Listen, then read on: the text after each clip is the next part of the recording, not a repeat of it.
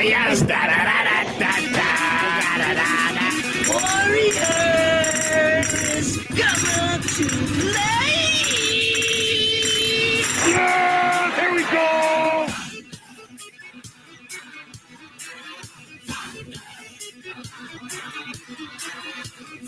Good Saturday morning, everybody. We are broadcasting live from the Weekend Warriors studios in beautiful Peoria, Arizona. I am Ralph Romano alongside my partners in crime. We've got the legend Neil Lynch and the legendary Philip Amrine. And this is the newest New Year version of the Weekend Warriors. Happy New Year, everybody. Hey, get involved in the show today. Why don't you text us and comment and tell us what you did for the Christmas New Year's holiday, how much you love Ralph's outfit today, and anything else you want to talk about. It's been a year since last we saw everybody. Listen, you've got two ways to interact, by the way. Technically, you've got two major categories of interaction. Number one, you can comment on our live social media streams. That's X, that's YouTube, and that's the Book of Faces. Or if you are so inclined, you can use our Weekend Warriors text line.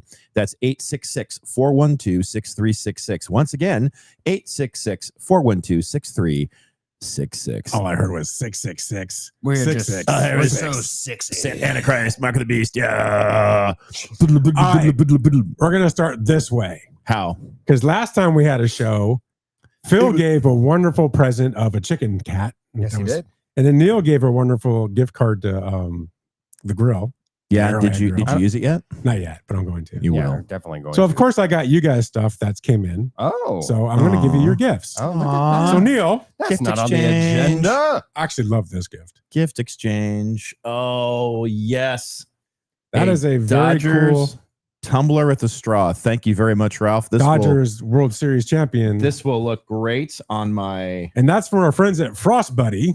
Frost Buddy. I think you can actually put cups and stuff in there too. You don't Oh have to my just use it. gosh, It's pretty this cool. is great. Thank you very much, Ralph. This is awesome. Thank you. Now, Phil, Very cool. Mm. I know you're moving into your own place now and all this other stuff, and I figured you're finally going to become a man and you're going to start grilling and cooking. So I got you this. Okay. I'm You got you an apron, probably. definitely- You know what? That's hilarious. You just called it. Oh, did I call? I didn't even know. I know. I need you to open that up and put that hat on. Oh man. Let's see. A lot of unwrapping here on the Weekend Warriors. That's right. The unwrapped episode. Oh, check this out, man. This is cool. Oh, this is fun. 2025 World Series. Nice. This is That's what fudgelicious. Fudgelicious sexy. That's right. Yeah, yes, Ralph. Well, thank you Oh, very much. For baby. the, yeah, look at that hat. Oh, It's a Broncos hat. Okay. Oh my Congratulations. gosh. are cooking right now. Oh, you're cooking. Oh, looks like I'm about to get a whiff. Oh, There you're you so go. weird. Thank you, Ralph. You're welcome. Oh, this is great. Yeah, this is awesome. Actually, I love that thing. See, it says back-to-back World Series champs. For those of you who are wondering, I know we're based in Arizona, but I don't care because what do Diamondbacks have to talk about? Oh, we won the World Series in 2021. Okay, fine, whatever. I mean, they didn't. They don't win the World Series, but Oh, not 2021. Sorry, 2001. Yeah, they We won the World Series in 2001. Thank you. See, that's made an appearance in what? I tried to be 2023? generous. I even tried to be generous on my mistakes, and it wasn't the case. Yeah, I think 2001. So- 24 years ago. Anyway, everybody had a great holiday. yes, Yes. Yes. I spent the week in Minnesota Oh, to visit my family, my grandkid, and all the fam That out there. explains did to you me. enjoy all of that 1 degree? That 1 degree was fantastic. On the one day it dropped that low, and it was funny. The day we left, it started out at 30 degrees, and it got progressively colder throughout the day, which is a very interesting upper Midwest dynamic. I was going to say Minnesota does that. Yeah. One time I flew into Minnesota and and it was like the middle of the day. It was just got darker so fast. Well, in most places, it's warm in the day and it's cool at night. In Minnesota in the wintertime, all bets are off. It can start off 30 degrees and end up 1 below by the end of the day, which is exactly what happened. Nice. So, but we were gone. We got on a plane and got back here, and 68 degrees and rainy never felt so good. You ever notice when you fly up north and all of a sudden you hit that really north part and you look out the window and everything's white, right? It just looks Yeah. like you're in Alaska. The or ground, something. the ground, and the people. We're still talking by about the way. the outside the or people, Oh, wow. the land, everything. Just it's white. I don't know. It's just kind of it's The interesting. land is white. The Well, land it's is from white. snow. In the summertime, in the Is that what summertime, it it's is? in the summertime, it's not white. No, it's green. It's very green. Greenish gray. What do you mean greenish gray? Well, thank you. What Thank you, Ralph. flavors are you on? Appreciate your gift. I will certainly welcome. be cooking some breasts with this. Thank you. I want a picture of you with that on. I'll and bet you nothing will. else. Oh, yeah. Yeah. Ooh, I know this that's is- coming. There will be sausages Wow. on that grill. Oh, boy. Before you This know segment it. of the show is brought to you by Grinder. Right. Exactly. Turn it up. Turn up the When heat. you're a Broncos stud, you got to grind it. Oh, look at I know that's kind of a cool apron. Yes. I'll tell you what, every week that the Broncos win from here on out, bringing back the chef's hat. I think so. Mwah. I You think can so. use it as a background. So you're gonna wear it for what, 1 week? Look at that big old Bronco. I heard that. How dare you? Yeah, how dare I? Exactly. That's pretty good. If you're not watching on the video, you're missing out on some fantastic visuals of the gift that Phil received. Which Watch is out, sports girly. Uh-oh. I'm Oh, going to be man, I cooking know. something later tonight. Uh-oh. He's that. bringing the grill. Yeah, basically it's an aphrodisiac. So yeah, it's going to be trouble. Yes. All right. All right. We've missed a lot the last 2 weeks, We did. but we're going to start with college football. Are we really? Yes. College football. College football, because those 4 games that just happened. Actually, we had Okay, go ahead. We had 8 games. We had since so last many we talked. games. Well, do you really want to go that far back? No, Not really. so many games. I thought we'd go to the last 4 games that just got played. Let's right? do it, Let's yeah. start there. Let's start with this one because this was my favorite. Indiana blasting Alabama 38-3 and proving Alabama has no business in the college football playoffs because 2 out of the last 3 games blown out. So here's the question: how would have Notre Dame done if they'd played Indiana? Would have got blown They out. wouldn't have even made it to Indiana. They might have beaten Oklahoma. Might have. Might have. Oklahoma wasn't Emphasis that good either. on might have. Yeah, no, I don't. I think Oklahoma's 24 points that they put on Alabama is more impressive than anything that Notre Dame did. I mean, they just keep having very impressive losses. Well, I mean, they the would only have had thing one more in the college football playoff. the only thing disappointing to me about the win was that Fernando Mendoza didn't stare into my soul the entire time he was talking post game. He actually looked at the reporter and like toned kind of it down. equally. He toned it down a little bit. A bit, just a little bit, a little, but a little bit. I didn't feel like my soul was being searched by him. Oh. By the way, he still hasn't accepted my connection request on LinkedIn. I'm a little disappointed in that. So Do you think Indiana's that good or was Alabama just that bad? both. Indiana's roster is very well built. It's very well constructed. There's nary a weak point on the team. Funny enough, my big takeaway from this game was not Alabama related. It was more so Mendoza related. I found it to be an impressive performance.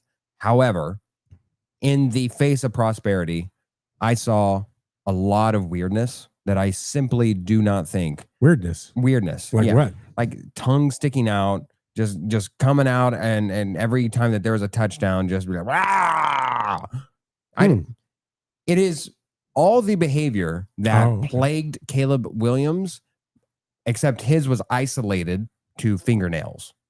Simply and that's it. And you saw what that odyssey took in order for him to become successful that we're seeing to the degree that he is now. It took a Ben Johnson. It took an entire season of free agent acquisitions and towards the offensive line and just a complete reworking of the entire infrastructure of the Chicago Bears entire organization in order for them to overcome just that ineptitude. But I do not think Fernando Mendoza, the presumptive #1 overall pick in this upcoming draft, whether it had been the Giants, whether it had been the Raiders, even if it continued, The Raiders. yeah, regardless of who it is, he is the presumptive #1 overall pick. Mark me down. Mark me down as the person who does not believe in him. Doesn't have anything. You don't believe in him? No, it has everything to do with the intangibles. That's interesting. I've been watching him now for a little bit. He's very impressive. I mean, he throws a really good ball. He seems to read the defenses really well. He's got really good pocket presence. He's got all the tools. I think he needs to sit behind a veteran for at least half a season to a season to kind of help him grow. But I think he's going to be very successful. I like him. I think he's a good pick.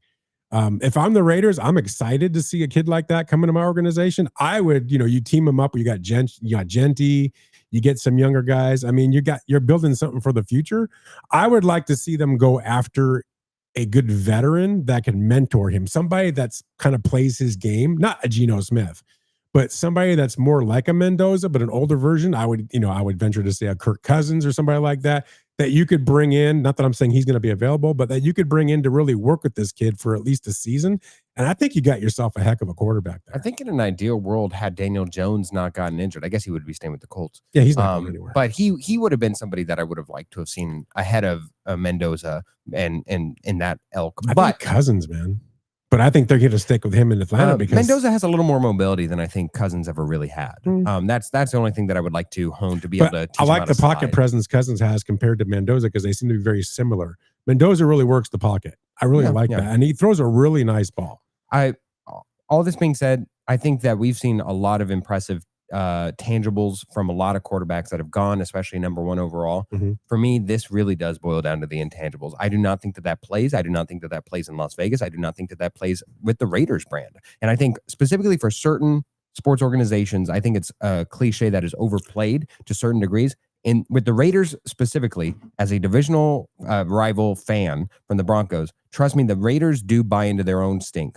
Like they have their own organization. They have their own ways of doing things. It's kind of like the Bears who buy into their, like, we will always have a good defense. It's like the Steelers who always buy into that they have a good defense. And that is kind of the essence of their being. The Raiders, I don't think his personality fits the Raiders. Not at all. in the slightest. No. The closest thing we've ever seen out of the Raiders history of a quarterback that has done that is Derek Carr. And what that has led to mixed results at best. And it never felt like a true match. Is it about maybe starting to think about changing the personality of the Raiders versus not getting a kid like this? Because I like this. Not with current ownership. No, that is they're hanging on to the past. That is tied into the infrastructure. That is into the DNA of how that organization is. Right. Kind of like the Cowboys. So they're not going to change until Jerry Jones moves on. So that is my biggest takeaway. What is for me watching this Alabama, and I'm not an Alabama fan, you know that. Yeah, no, trust me. But you made that abundantly clear. I think the one obvious thing that stuck out to me this year about Alabama, especially these last few games where they just got absolutely historically blown out, is their offensive coordinator, Ryan Grubb, is an absolute joke, and he's overrated. Seattle got rid of him after 1 year for a reason. He was a terrible offensive coordinator. He did a great job at Washington 2 years ago, but he was so bad at Seattle that when they got rid of him, and he just doesn't look that good this year either. I mean, this is some of the worst Alabama offensive production that I think you historically have ever seen. You don't see Alabama getting blown out like this. And I think he's a big problem, and I think he goes instantly. He's gone. I think that there was a couple things. Alabama did not have the quarterback play. I guess the results on the field says that their quarterback was tremendous. A lot of people buy into the hype that he has going behind him. Yeah, I don't. I think a third rounder at best, and even then it's somewhat I think developmental. that's pushing it. Yeah. That being said, Alabama, you want to talk about identities? They never seemed comfortable. Like they always wanted to lean into their wide receiving core and their passing game, when Alabama really should, especially given the talent that they perpetually have on that offensive line, should have always been one to establish the run, been one to establish game and tempo and pace at their own, whatever they want to set. And too often in these games, and especially in these past 3 games, they just got out physical. They got out physical and stymied, and whatever they wanted to do to be cute and everything else. Kalen DeBoer, he salved himself 1 week for Alabama beating Oklahoma. That was helpful, especially in the fashion in which he did it. So is he on the hot seat? I honestly, I don't think so. No, he's got 1 more year, and also it will depend somewhat on Indiana and how they result. If they go to Oregon, if they play Oregon, because they're not going there, but if they play Oregon and just blow them out as well, a team that we have credibility attached to them, we believe in them, they have a pedigree, and then plays probably Miami in the college football playoff final, and just blows them out too. I think that actually does bring down the heat on what Alabama accomplished against them. It was just a juggernaut that you were facing that could not be stopped. So Indiana's opening as a 4-point favorite against Oregon. Let's talk about Oregon real quick. So they destroyed Texas Tech 23-0. I mean, that was gross.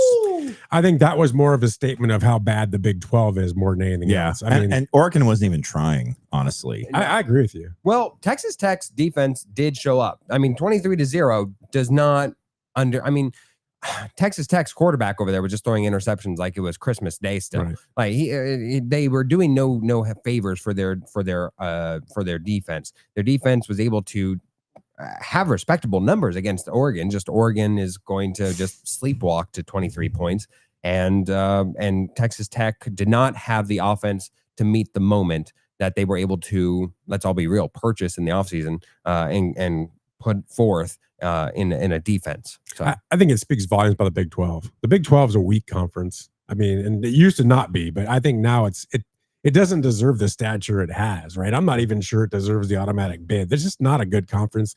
There's no team in that conference where you look and go, wow, this is a great team. I mean, I know you're an ASU guy and you guys were good 2 years ago, but it's just think of a team in there that could have any kind of impact in the playoff. There's not one. Last year, ASU and Cam Scatterbo and Kenny Dillingham, they elevated the reputation of the Big 12.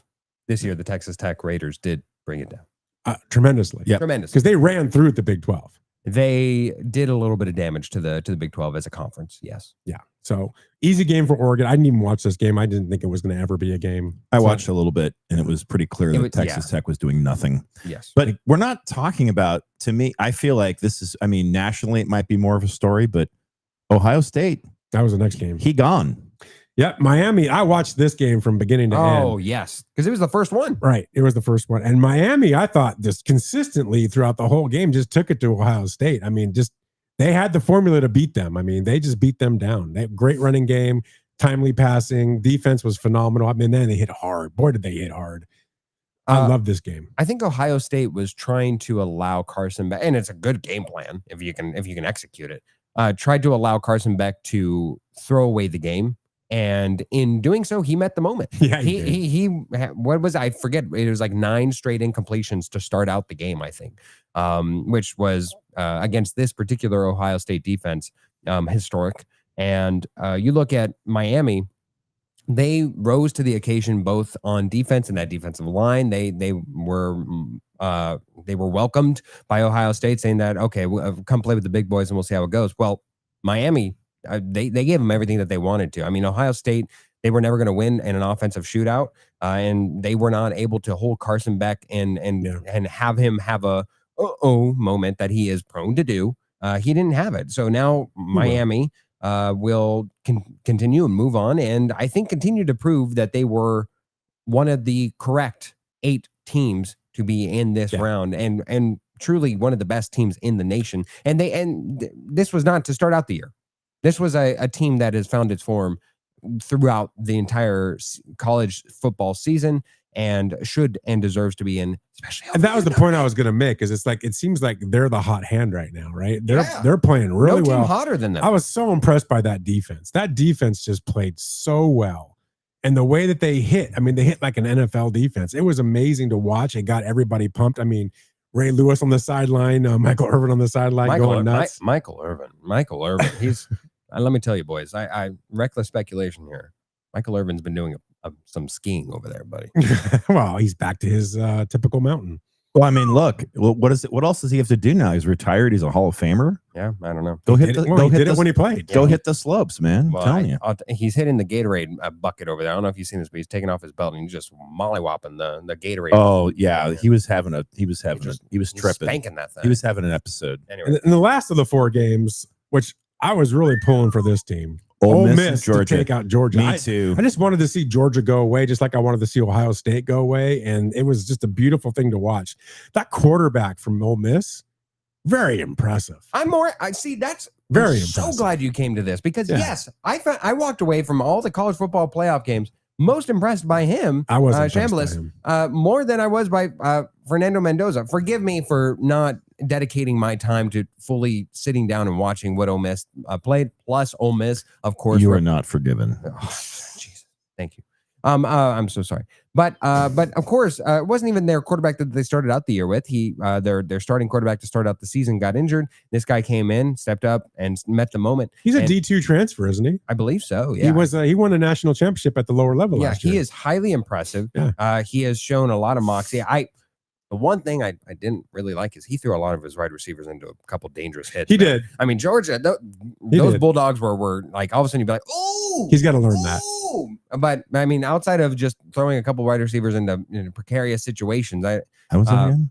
oh, I like that. That's good. But we didn't make that a sounder. That last pass that he threw to win the game. yeah, That was beautiful. yeah. I'm happy. I'm curious to see what Lane Kiffin's going to tweet this week. Oh, well, he just made himself a nice $500,000. Did you not see this? In his contract for LSU, he gets a bonus for every game Ole Miss wins.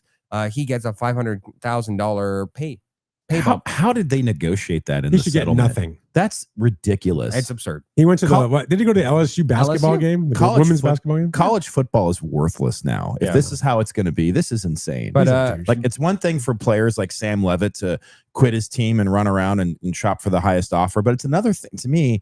It's another thing for a coach just to be blatant about it. This whole thing with Lane Kiffin's just been awful, and I'm so glad that Ole Miss is doing well, because I would love. Yeah. I mean, secretly. Again, it's not really that high of a probability, but I would love to see them win the whole thing just to stick it to Kiffin. The problem is there's probably He'll get something credit for it. contractually where he's going to make a lot of money if they do. So now I'm torn. And he'll get credit for it because it's his team. Yeah. Well, He put not it together. full- He not did full credit. put it together, but still, it's like, and again, kudos to his negotiators, whoever worked that Oh. settlement out. Like, Completely. good on them. I mean, I'm saying, like, he got his bag. He's sitting around doing nothing right now, and he's making coin. But Georgia over there Cash put and up checks. 34 points. I mean, yeah, Kirby outsmarted himself over there. He is just he hates to see a Sugar Bowl coming, because he is now 1-3 in Sugar Bowl appearances. Georgia couldn't have happened to a better crew of people. So let's look forward. You got Looking the Fiesta forward. Bowl. So, and right here, right down the street, I was actually looking at tickets yesterday. Were you? You got the Fiesta Bowl. You got number 10 Miami against number 6 Ole Miss. That'd be a good game. Miami to go is see. a 3-point favorite against Ole Miss. Take Miami. Yeah, I mean, though, you have to take the hot hand, right? I don't see how you don't. I agree. As much as I want Ole Miss to win, now that I realize that Lane Kiffin makes money when they win, now I want him to lose. Because Sorry, guys. here's the thing: is that whenever you get into the playoffs here, and especially in the later rounds, both teams are going to be on a hot streak, right? So you can't be like the hotter team, whatever. And especially in order to get into the playoff, you have to be on a win streak, yada yada yada. It is something now that we've seen that only one team who had a bye made it past the first round. I think over the since the new format, it's only 2 teams have won off of the bye in the college football playoff format. So it's a fascinating thing. Now you're meeting hot team versus hot team. Both teams have found themselves. Both teams have a formula for success that works for them. Ole Miss, Georgia just was unable to stymie them from a defensive effort. Miami will not have that problem. And I do not forecast a way that Ole Miss can win in a low down scoring defensive fist fight, that Miami will pull you into the swamp and just absolutely gator punch you in the testes. Gator punch in the testes, ladies and gentlemen. Straight into the testes. Straight in. Next Friday, you've got the Peach Bowl. You've got number 5 Oregon at number 1 against number 1 Indiana. Indiana is a 4-point favorite. This is a rematch because they played earlier in the year. I think Indiana went into Oregon and won that game.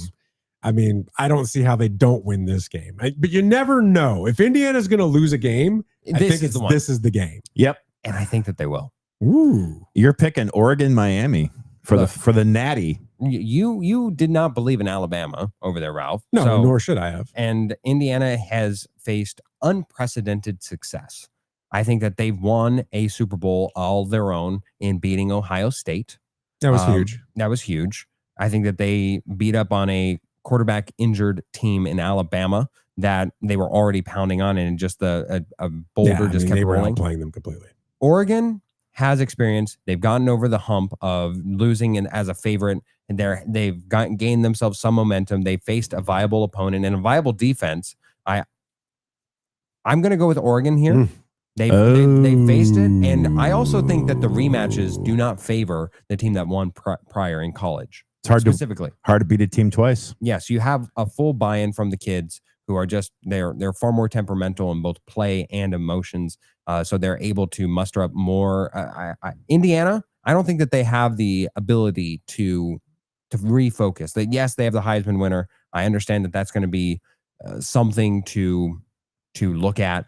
But I believe in Oregon. So do you think them going into Oregon and winning 30-20 was a lesson for Oregon? Or I mean, I look at that was as that game, because I believe, if I remember correctly, that was early. Was that early? I think it was early. I don't remember the date.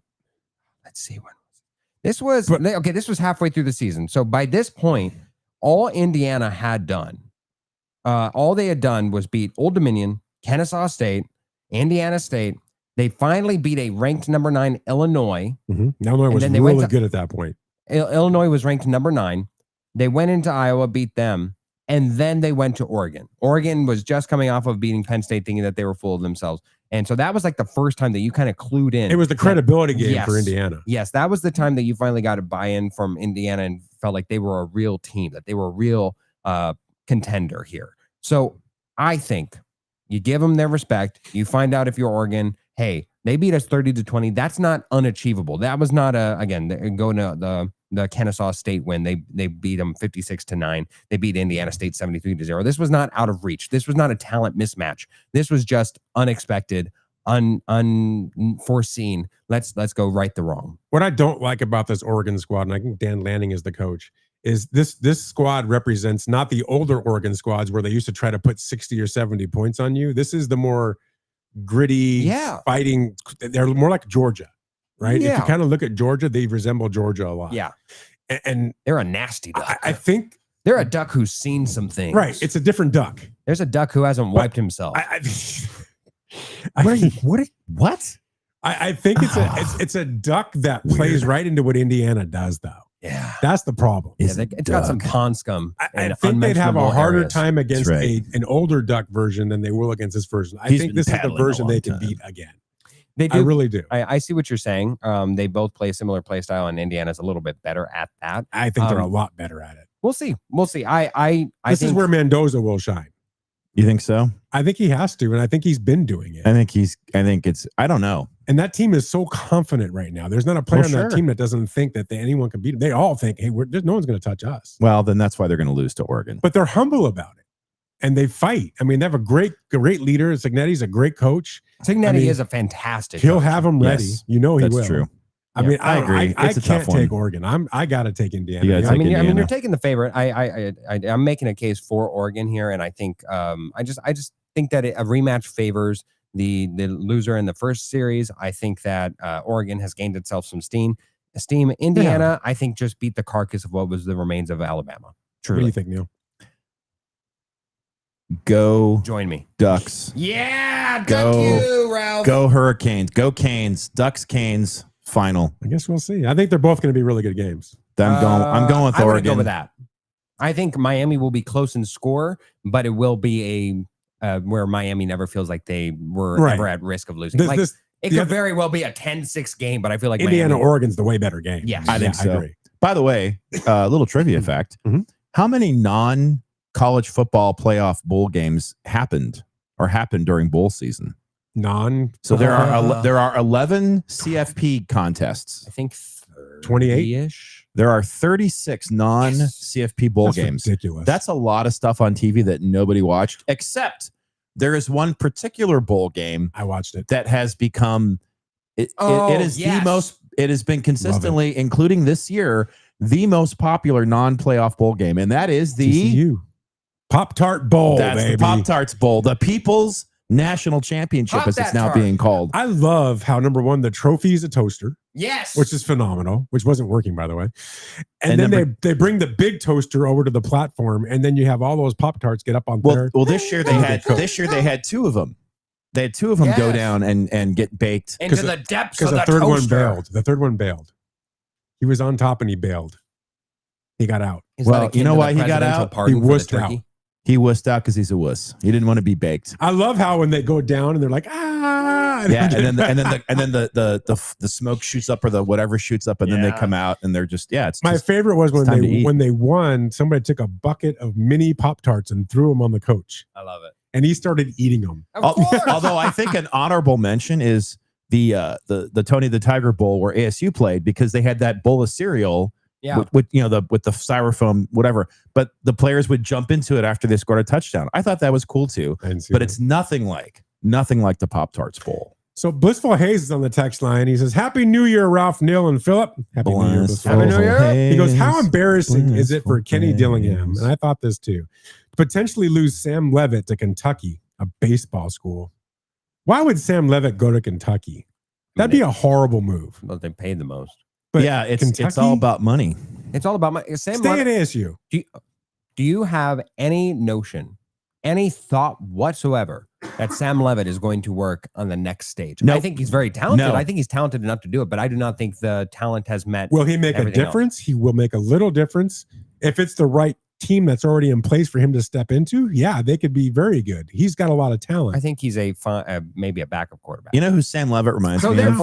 therefore, go take the You money think now. he's a backup quarterback? Do you know like college football quarterbacks are making like $3 million a year right now, which is more than what they're like the majority of their rookie contract is, depending on where they get drafted. Right. It makes more sense for them to stay and go make the money now and develop in the minor leagues. I think it helps. I don't think it helps moving around, but I think it helps to get a little more seasoning in the college level, be the old guy on the block. I think that helps. Sam Levitt leaving to Kentucky. And also, if he does anything with them over there, he will certainly gain all the credit that Kenny Dillingham is taking right now. So you don't think he's a starter in the NFL? No. Really? Did this feeling change when he left ASU? No, it did not. Okay, I don't know. I'm asking. Yeah, no, it did not. No, Yeah. I thought Sam Levitt had a chance. This year was his year. Even when he was healthy. I mean, yes, did he defeat the Texas Tech Raiders on one leg? Yes, he did, and that was very impressive. But overall, I was not thinking like Jaden Daniels. I truly did. I found more impressive starts and moments and flashes. Obviously, I mean, the guy won a Heisman. This is kind of looking back on it, but I found more moments where I was like, oh, that's really good. I can see that on the NFL stage. I didn't get a lot of those from I Sam need to Levitt. see him with another team to make a decision. I'm not sure. And we will now. Yes. All right. Anything else about college football? I think we hit it pretty hard. Oh yeah, we got in that pond and we scummed it. We scummed it. That's All what right. she said. So I'm gonna scum. today's show is a little different. We're gonna switch right to the NFL because we've got some NFL stuff to talk about, and then the last part of our show, we've got the 2025 awards. Yes, we do. I want to call them the Phillies, Oh, but it just doesn't sound. It kind of sounds weird, It does sound a little weird, right? But The can. Phillies. Yeah, I mean it's a new thing. It's the inaugural Weekend Warriors Year Award. So that means you're going to be obnoxious then. I could be. Okay. I Well, mean, that's when I hear Philly, I hear obnoxious. Although they are a very good baseball team. So Okay, that's how we're different. ending our show today. We'll have about last part of our show will be Half the hour. Phillies. But we're going to get into the NFL early, so we're going to get in there right now. Oh, And yeah. I've been thinking a lot about Phil these last 2 weeks. As Wow. well, you should. Really? Right? Probably more than even your lady. Keeping yourself warm do you in these call cold us- wintry nights. Do you call his name out to the point where it makes Naomi uncomfortable or what? I cannot confirm that. I see. You'll have to ask Nor will her. he deny. All I got to say is looks good in that hat. Oh man, I'm getting uncomfortable He here. looks I like have a to leave. cabin boy, doesn't he? We're about to go Benihana. Like if you were to hide That's right. hey, come here, cabin boy. That's right. Yeah. Show me your got Bronco. got to about Benihana. I like that. Sucky. The one thing that Phil and the rest of these pundits online Pundits. keep talking about, I want to go to Sam Darnold. You guys are constantly Here we go. You're constantly Here we talking go. about how he just throws so many interceptions and how bad he is. And I know we haven't been around the last 2 weeks We have not. to watch Sam Darnold beat the Rams and to beat the Panthers. We discussed the Did Rams. we discuss that? Yeah, we did. Didn't you pick the Rams? I did. Okay. Yeah. Anyway, we Ref- haven't been refs around helped him out. to watch I don't know. this stuff. Anyway, we'll get into that. We'll get into that in a little bit. But I started thinking, I'm going to take a look. I'm going to go and look at interception rates by quarterback, right? And see what I can find this season. And so I started looking, and the obvious guy was number one, JJ McCarthy, Oh my God. right? He's got a 5.45% rate. He's thrown 12 picks in 220 attempts. I mean, horrible. Yeah. But I think we all agree about McCarthy and what he is. Tua was number two. Again, not surprising, right? Tua has been terrible this year. He's at 3.91%. He's thrown 15 picks in 384 attempts. Number three, not surprising either, right? Geno Smith. We all know he's a pick machine. 17 picks in 448 attempts, 3.79. But number four is interesting because I bet right now, if I went to either one of you and said, and I've seen this online all week, the reason the Niners are going to beat the Seahawks is because Brock Purdy, he's better with the ball. Oh. right? Brock Purdy has the number 4 highest interception rate in the NFL at 3.5%. Yeah. He's thrown 9 picks in 257 attempts. The reason it's not more is because he just hasn't played all year. Yeah, right. But he throws a lot of picks. And if you look at his stats against Mike McDonald over the last 2 years, not very good. He doesn't play very well against the Seattle defense run by Mike Donald. And he's worse as a turnover percent than Sam Darnold. So this is all great, right? This is me just hitting him. Let's look at the numbers, right? Go ahead. Brock Purdy 3.5%. Who's next? Sam Darnold 3.1. But so Brock Purdy is slightly worse than Sam Darnold. No, 3.1 to 3.5 is a lot more than slight. Glaze Sam Darnold. Well, no, because Purdy does not have the fumble-itis. We're gonna beat up Sam Darnold, but we're not gonna beat up Brock Purdy. First of all, no. I didn't say that. How dare you? But the boogeyman of that I am that's somehow a straw man argument. Yeah, a Brock Hello, Purdy, straw man. Brock Purdy truther over here. Nobody. I think in this, I've lamented the fact that nobody on this show believes in Brock Purdy because I very much wanted to get me some meat on that bone to just go at somebody because nobody on this show has any ounce of faith in Brock Purdy actually deserving and living up to the contract that he's currently now going to be living on. I have a tiny bit of faith in Brock Purdy. Okay, well, I have more than Ralph does, which is not saying much. You have a pretty bit amount of Purdy's numbers aren't that good. No, they're not. They're not that not good. even just this year. But if you look overall, they're just not that good. Some of the parts. If you're going to start getting down into details, obviously you have to talk about the Seahawks defense. That's why they're in. Well, we will when we go to the game. They're in this. Sam Darnold. Look, I don't care. Listen. Ever since Trent Dilfer won a Super Bowl with the Baltimore Ravens, this stuff doesn't matter that much. Honestly, it really doesn't. You could have JJ McCarthy yes, it does. with a decent team. The fact that your latest example is Trent Dilfer back in 2000 doesn't matter. He was 24 years ago. It doesn't matter. It was 24 years ago. It's still relevant. I mean, possibly. Trent Dilfer. To your point that you're trying to make here. Trent Dilfer. Honestly, going forward, the new Trent Dilfer for you might be Jalen Hurts. I mean, I don't know if we want to have that discussion. But. Ooh, that's spicy. Let me ask you this. I mean, so JJ McCarthy at 5.45%, horrendous. There's a reason why he's playing the last game of the season. It's so far above everyone else because he has put such bad tape out there that he's forward auditioning for next year's training camp jobs for them to not trade away for a quarterback to supplant him. You know who's right there with him? Who? You'll never guess. I knew. I'll guess. Can you guess? I'm not going to guess because I know the answer. He has a 5.26% interception rate. You know who that is? I know who it is. Tell me, Neil. Is it Caleb Williams? No. Legendary. It's legendary. 5.26. He's thrown 10 picks on 190 attempts. Oh, now he's a rookie. Okay, now he's not legendary. He's top 3 worst. Okay, in the league. He's a rookie. And he has not had an offense off-season program. Oh my gosh. So listeners, I tell you what, it's so fun to sit here and watch the Sam Darnold apologists go at it with the Shedeur Sanders apologists. I'm just sitting here going, I love the show, man. Get up my popcorn. Here we go. It's so fun. Oh, I got more. By all means. I've got more. Because let me tell you, you're going to have a full off season of just little stats that you can just munch all over whenever they eventually lose. Probably, do you think the wild card round? Oh, by the way, just for point of reference, just throwing it out here, Matt Stafford with the Rams, 1.4%. Yep. You're welcome. Yep. Tremendous. Another point, certain people that aren't named Phil or could be named Phil made. Could be. And you made this last time we're on air. Oh, boy. Who is Seattle beat? That is true. They don't beat anybody. They don't. So let's look at this. Here we go. Wins against playoff teams this year. Let's look at teams in the playoffs right now. The Steelers have 1 win against a current playoff team. The Patriots, Packers, and Panthers have 2 wins against current playoff teams. The Broncos, the Bills, the Chargers, the Bears, and the Eagles have 3 wins against playoff teams. Texans, Niners, and Rams have 4 wins against playoff teams. Oh, look. The Seahawks and Jaguars have 5 wins, the most against playoff teams this year. I heard the most that you just said they haven't beaten anybody. You Is want to that, hear? is that what Neil? he's calling a Seahawks Jaguar Super Bowl? I'm just That'd be saying, weird. you just said they haven't beaten anybody, but I just showed you they've beaten more than anybody. Neil, do you want to hear who 3 of those teams are? It doesn't I matter. do They're wanna hear- playoff teams. I want to They're hear. playoff teams. I want to hear 3 of I'm the sorry, teams are. 4. I want to hear. Go ahead. I want to hear it. Right now, it's the Steelers are one of those 4. Okay. Yeah. Or one of those 5. A playoff team. Next would be Jaguars, Playoff team. That's a good. They're pretty good. Texans, Playoff team. and then Panthers. last week. Playoff team. And the Rams. Playoff So this team. is- And after this I'll week, give the you Niners. Rams. I'll give you the Playoff team. Rams. They lost to the I Niners. said after this week. Oh my god.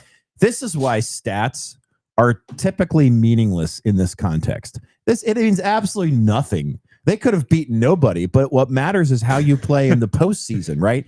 All that does is create fodder for us to go back and forth and rip at each other, which of course that's worth it right there. So I'm totally cool with that. I'm just telling you this. I don't want to hear the Seahawks haven't beaten anybody. Let me just break this down to what it really is. Okay, what is it? I want to hear Ralph this. is trying to justify the lone reason and trying to accurately identify, which I think is the fact that he's trying to address it just fortifies my point in that I don't say that I hate the Seahawks. I think that the Seahawks are a great team. I think Neil thinks that the Seahawks are a great team. I agree. I think obviously Ralph thinks that they're good. Oh, Ralph. What is their Achilles heel, Neil? Their Achilles heel is the very point that he's trying to defend. Yeah. It is Sam Darnold. Their And he Achilles heel is cannot- Sam He Darnold. cannot stand the fact that Sam Darnold is going to be the reason why they lose in the playoffs, whether that be the wild card round, and heaven forbid, if they get that bye, that means that they're going to be one and done because that's all that they can do. They cannot win in the first round. Yeah. Guaranteed. I agree. And I think that Ralph is trying to he's trying to manifest what He's Ralph trying to is make doing. Sam Darnold a thing, and He's manifesting. not. He's like, you know what? I want this so bad for so many personal and whatever reasons. I want to will Sam Darnold into the Super Bowl. Okay, let me say this. I love what Troy Aikman said this. I heard on the radio the other day. He was talking. Did he talk about pulling it out and going in hard or whatever he likes to talk about? Well, he kind of might have. Have you heard him say that? Anyway, No, go I ahead. haven't. No, I It's- can't say that. So he was on Seattle Sports yesterday talking to Salk and Brock, and he made the comment. They were talking about there's a couple of guys out there. You remember Brock Hurd? Oh, yeah. Okay. Okay. I Anyway, was just making fun of you. It doesn't matter. so he said they were asking about Sam Darnold. He goes, the one thing I like about Sam Darnold, he goes, no matter how bad he plays or how bad of a pick he would throw or just something bad that happens, And he does. he comes right back at you. He keeps With another pick. He keeps swinging. He With another doesn't get fumble. deterred by failure. He keeps coming at you. And if you look at the Seahawks, with all the struggles they've had in that area, what have they done? They keep winning because that whole team as a package is that good. And they are. They at all 3 facets of the game, special teams, defense, offense, they're just that good. In most facets That of the game, you they can are make impressive. it's not a bad thing to turn the ball over once in a while. Quarterbacks throw interceptions. It happens. You just got to keep slinging. And he This does. time the Redskins put a spy on Dak Prescott. He starts to come and then he pulls out, and his eyes are just locked. He starts to come and then he pulls out. He starts to come and then he pulls out. Okay. Hey, listen, I'm just telling Anyway. Troy Aikman, your buddy Troy. This is the man who my- says that is saying good things about the Seahawks. My point being, the Seahawks have beaten people this year, good people. Sam Darnold has had a really good year. I don't He care has that had a good year. he's He had a has really has. good year. beating up scarecrows. And he's not going to be the reason Seattle will lose in the playoffs. That Oh, won't okay. happen. All right. Are you going to plant your flag on that? I already have multiple times. I'm going to plant my flag. I want to plant my flag. And I'm holding hands with Phil virtually on this one. We're holding pinkies. Holding pinkies. underneath the table. We know what we're getting ourselves into. He is all about plant flagging. If the Seahawks lose, it will be because of Sam Darnold. I got to tell you, a strong planting of flag always starts with an if. That is a strong flag. But I agree with you. Yeah, I agree well, with you know what I'm saying. I'm not. So yeah, I could have taken the whole. They're going to lose, and it's because of Sam Darnold. I at least qualified it with an if because you know what? This season's been so damn weird. Who knows what's going to happen? It is a very unique season. And the last point. Do you believe in Las Vegas? Do you believe in Las As Vegas? a team or as a city? They know what they're talking about. The odds makers. I believe I in. see. I believe in DraftKings. Who's the Super Bowl favorite right now? It would be the Seattle Seahawks at plus 475 according to DraftKings. And Courtney, the Seahawks are the favorite to win the Super Bowl. Yeah, who's right number now. 2? The Rams. The Rams at 550. Who's number 3? Broncos. At 700, the Denver Broncos. So we got the Seahawks pointing at Ralph The Broncos pointing at Phil and the Rams pointing at me because I'll adopt them. Why not? I like that. Our three favorite-ish team. I mean, I'm a Packer fan ultimately, but I like the Rams. Our three chosen teams could very well be contending for the Super Bowl. It's fantastic. And God help you, Phil, if Seattle and Denver make it. Oh man, that would be so epic. God. We will watch the game together. We will watch the game together. We will broadcast it live. We'll do live. There will be a dress code. Oh yeah, there will. We will stream that game. I will run all the tech so that you guys can just watch the game because that's cinema right there. Look, that's a long way off, and there's a lot of football to be played. Yeah. I mean, the Seahawks have to. Let's start planning now. Yeah, not the Broncos, right? Yeah, you know who's not? You know who has the lowest odds right now currently to get in? Who? Buccaneers. The Tampa Bay Buccaneers at plus 15,000. Deservedly so. Guess what the Packers are? Plus 2,200. That's not looking good for them. Where are the Ravens? Or where the Ravens are plus 2,000. They're middle of the pack. Yeah, because here's the thing: is if they win, they get a divisional home game. They then have home field advantage against all the wild card teams. That they're a weird team that is just in this mix. That should they win, they can go from the brink of extinction to possibly a Super Bowl. It truly that's would crazy, isn't it? That would be fitting for this season. It's not happening. Really, I don't. I'm with you. I mean, Canada. Do we have this on here? Yeah. So I won't give a pick. But Baker's cocky hands on the text line says Sam Darnold looks so scared to get sacked most of the time. I'll respond to that in a second. Gino is great at getting sacked and still throwing tons of picks. Give the Seahawks Shador and they'll win it all. Sarcasm applied. I disagree. Sam Darnold actually stays in the pocket and gets smacked upside the face to make a good throw. I mean, so no, I disagree 100%. He doesn't look scared. I mean, the guy stays in the pocket, and when he gets hit, he gets hit. Rose-colored glasses, man. Rose-colored Bitter glasses. Dolphin fans on the Facebook says, do you three think Max Crosby should ask for a trade? Could you imagine him on Seattle, Denver, or Green Bay? Green Bay would be a great fit for him. Ask for a trade is a bit wonky because realistically, I don't think publicly he can. I think privately he should. Yes. Publicly he cannot. Just for own brand reasons and everything else. And plus, I'm sure that he wants to be remembered as a Raiders legend, which he very well could be. Almost like Khalil Mack. At this point, why? I mean, I agree, but kind of like Khalil Mack wants to be a legend somewhere, and I don't think it'll be with the Chicago Bears. I think I want to be the most popular guy in the trailer park. I think Crosby's from Seattle, isn't he? Perfect. He's a Seattle native, if I remember right. I certainly hope. I mean, weirdly enough, we talked about Khalil Mack. Or I just did. I think, funny enough, Max Crosby could follow the path of Khalil Mack, where he has he's just a tremendous talent. Goes to a team and becomes like the Chicago Bears. It very well could be the Bears, who they need help on defense, and just is in theory the Micah Parsons, the last piece that you add to a made meal. I just want to see Max Crosby in the frozen tundra of Lambeau Field with his tatted arms, with the snow on his face. And Rich, I don't. Super Bowl. Seattle doesn't need Max Crosby. They're pretty stout there. They need to focus on maybe a right guard or something. But I don't see them putting the money out there for a Max Crosby. There's no reason to. So because I think he just signed an extension. So it's a pretty big one too. They could, especially depending on how much guarantees the Raiders take. Yeah. I don't know. We'll see. I don't think he goes anywhere.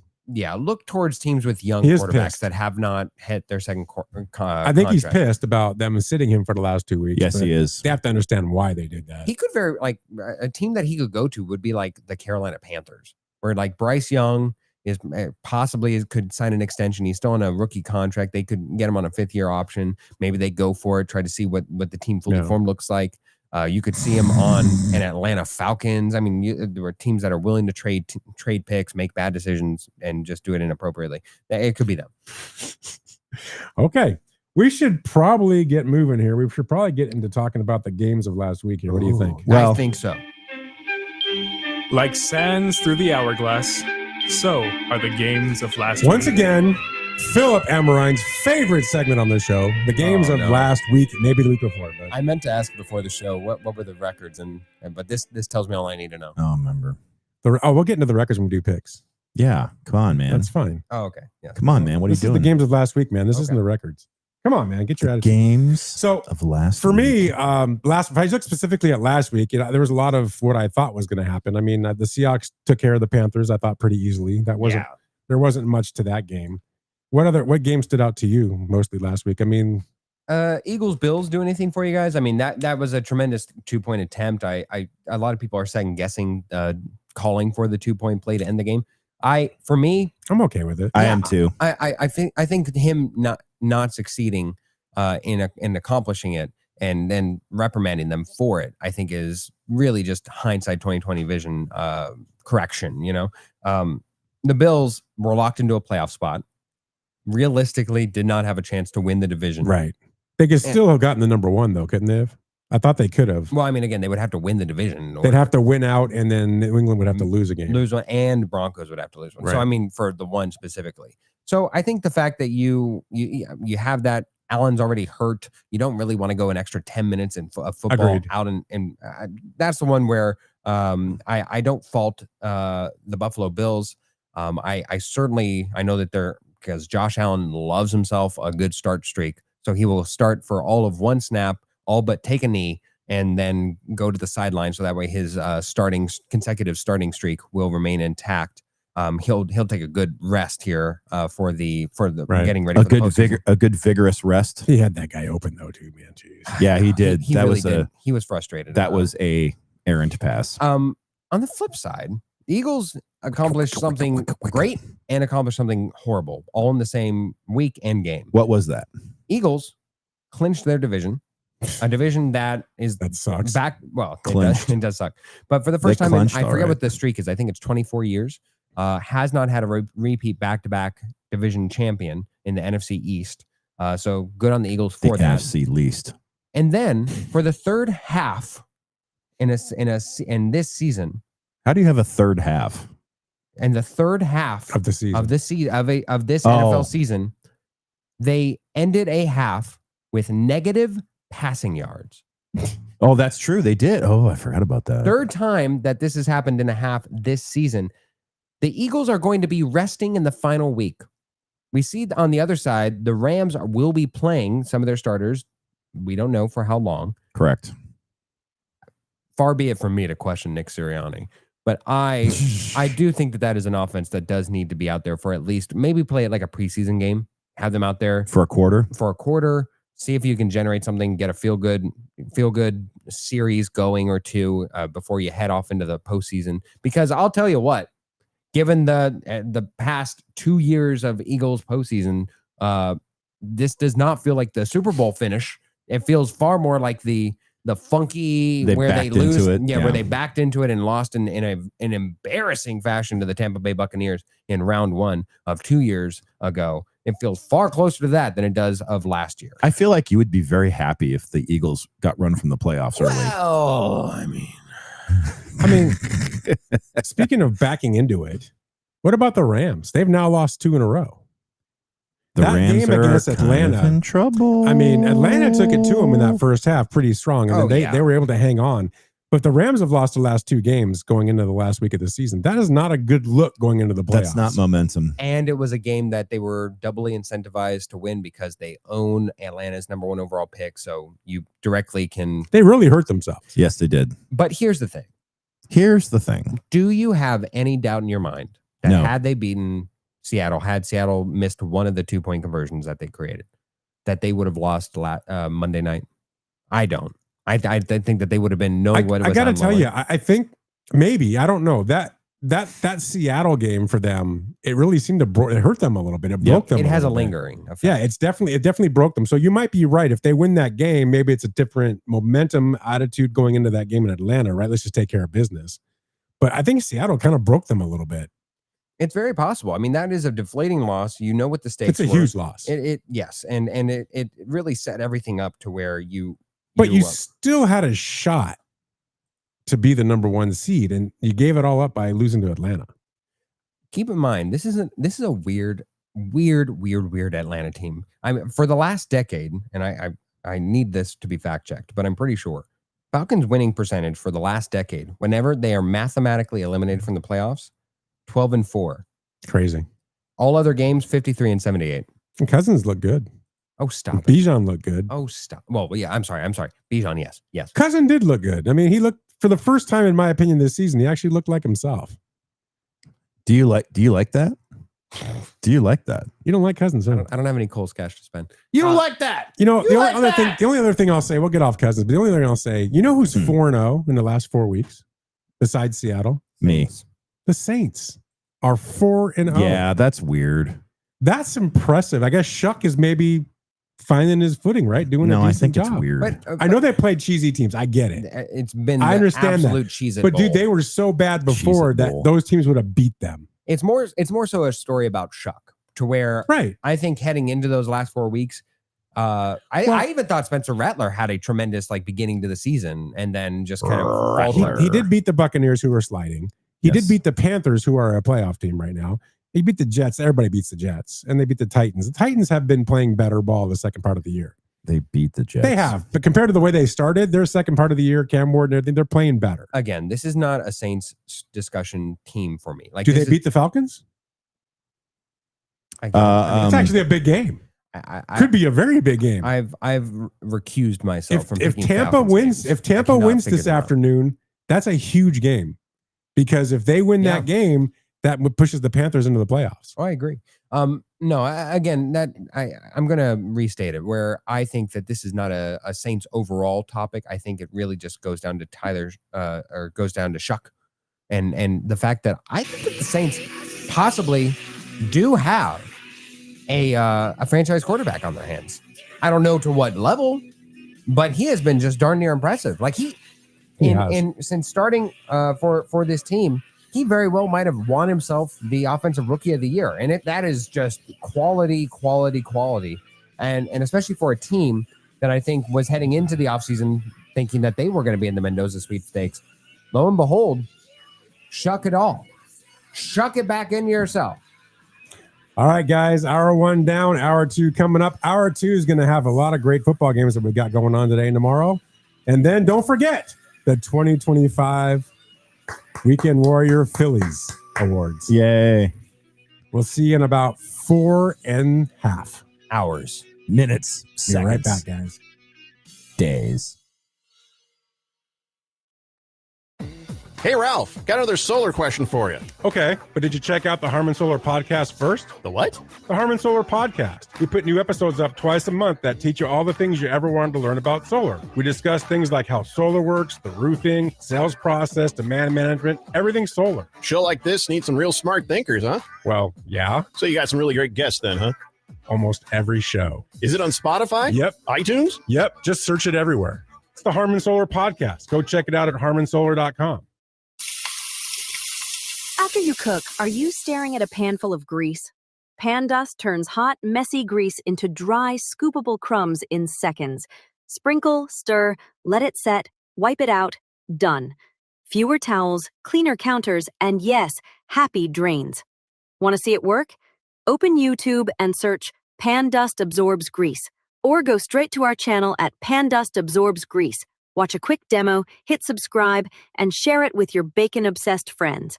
It works on cast iron, non-stick, baking sheets, even grill pans.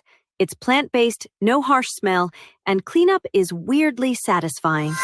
Make cleanup the easiest part of cooking. Pan Dust absorbs grease. Game day, date night, or a midweek bite. Make the Spot Neighborhood Grill your go-to. Sizzling burgers, crispy wings, street-style tacos, fresh salads, and shareables that disappear fast. Add an ice-cold draft or a classic cocktail, and you've got your new neighborhood favorite. Wall-to-wall TVs so you won't miss a play, a patio made for Arizona evenings, and that friendly local vibe you love. Find us at 2 Valley locations, Scottsdale at 18,251 North Pima Road, and Glendale on 5350 West Bell Road. Dine in, grab takeout, or order ahead. Find us at thespotgrill.com for the menu, hours, directions, and daily specials. Again, that's thespotgrill.com. The Spot Neighborhood Grill. Great food, great people. Turn your backyard into the best seat in the house with Curbalite, the app-controlled landscape curb that wraps your trees in color.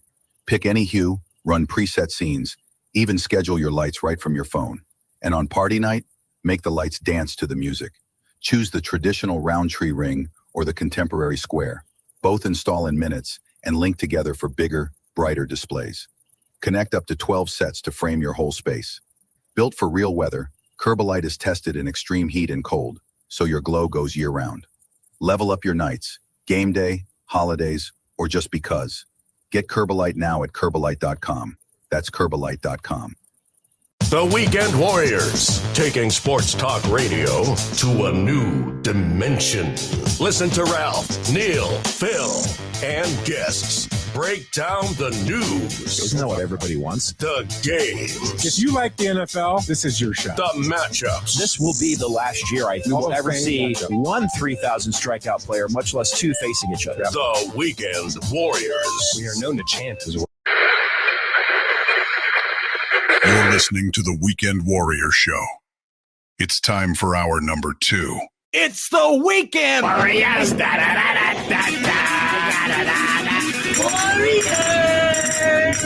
come to play.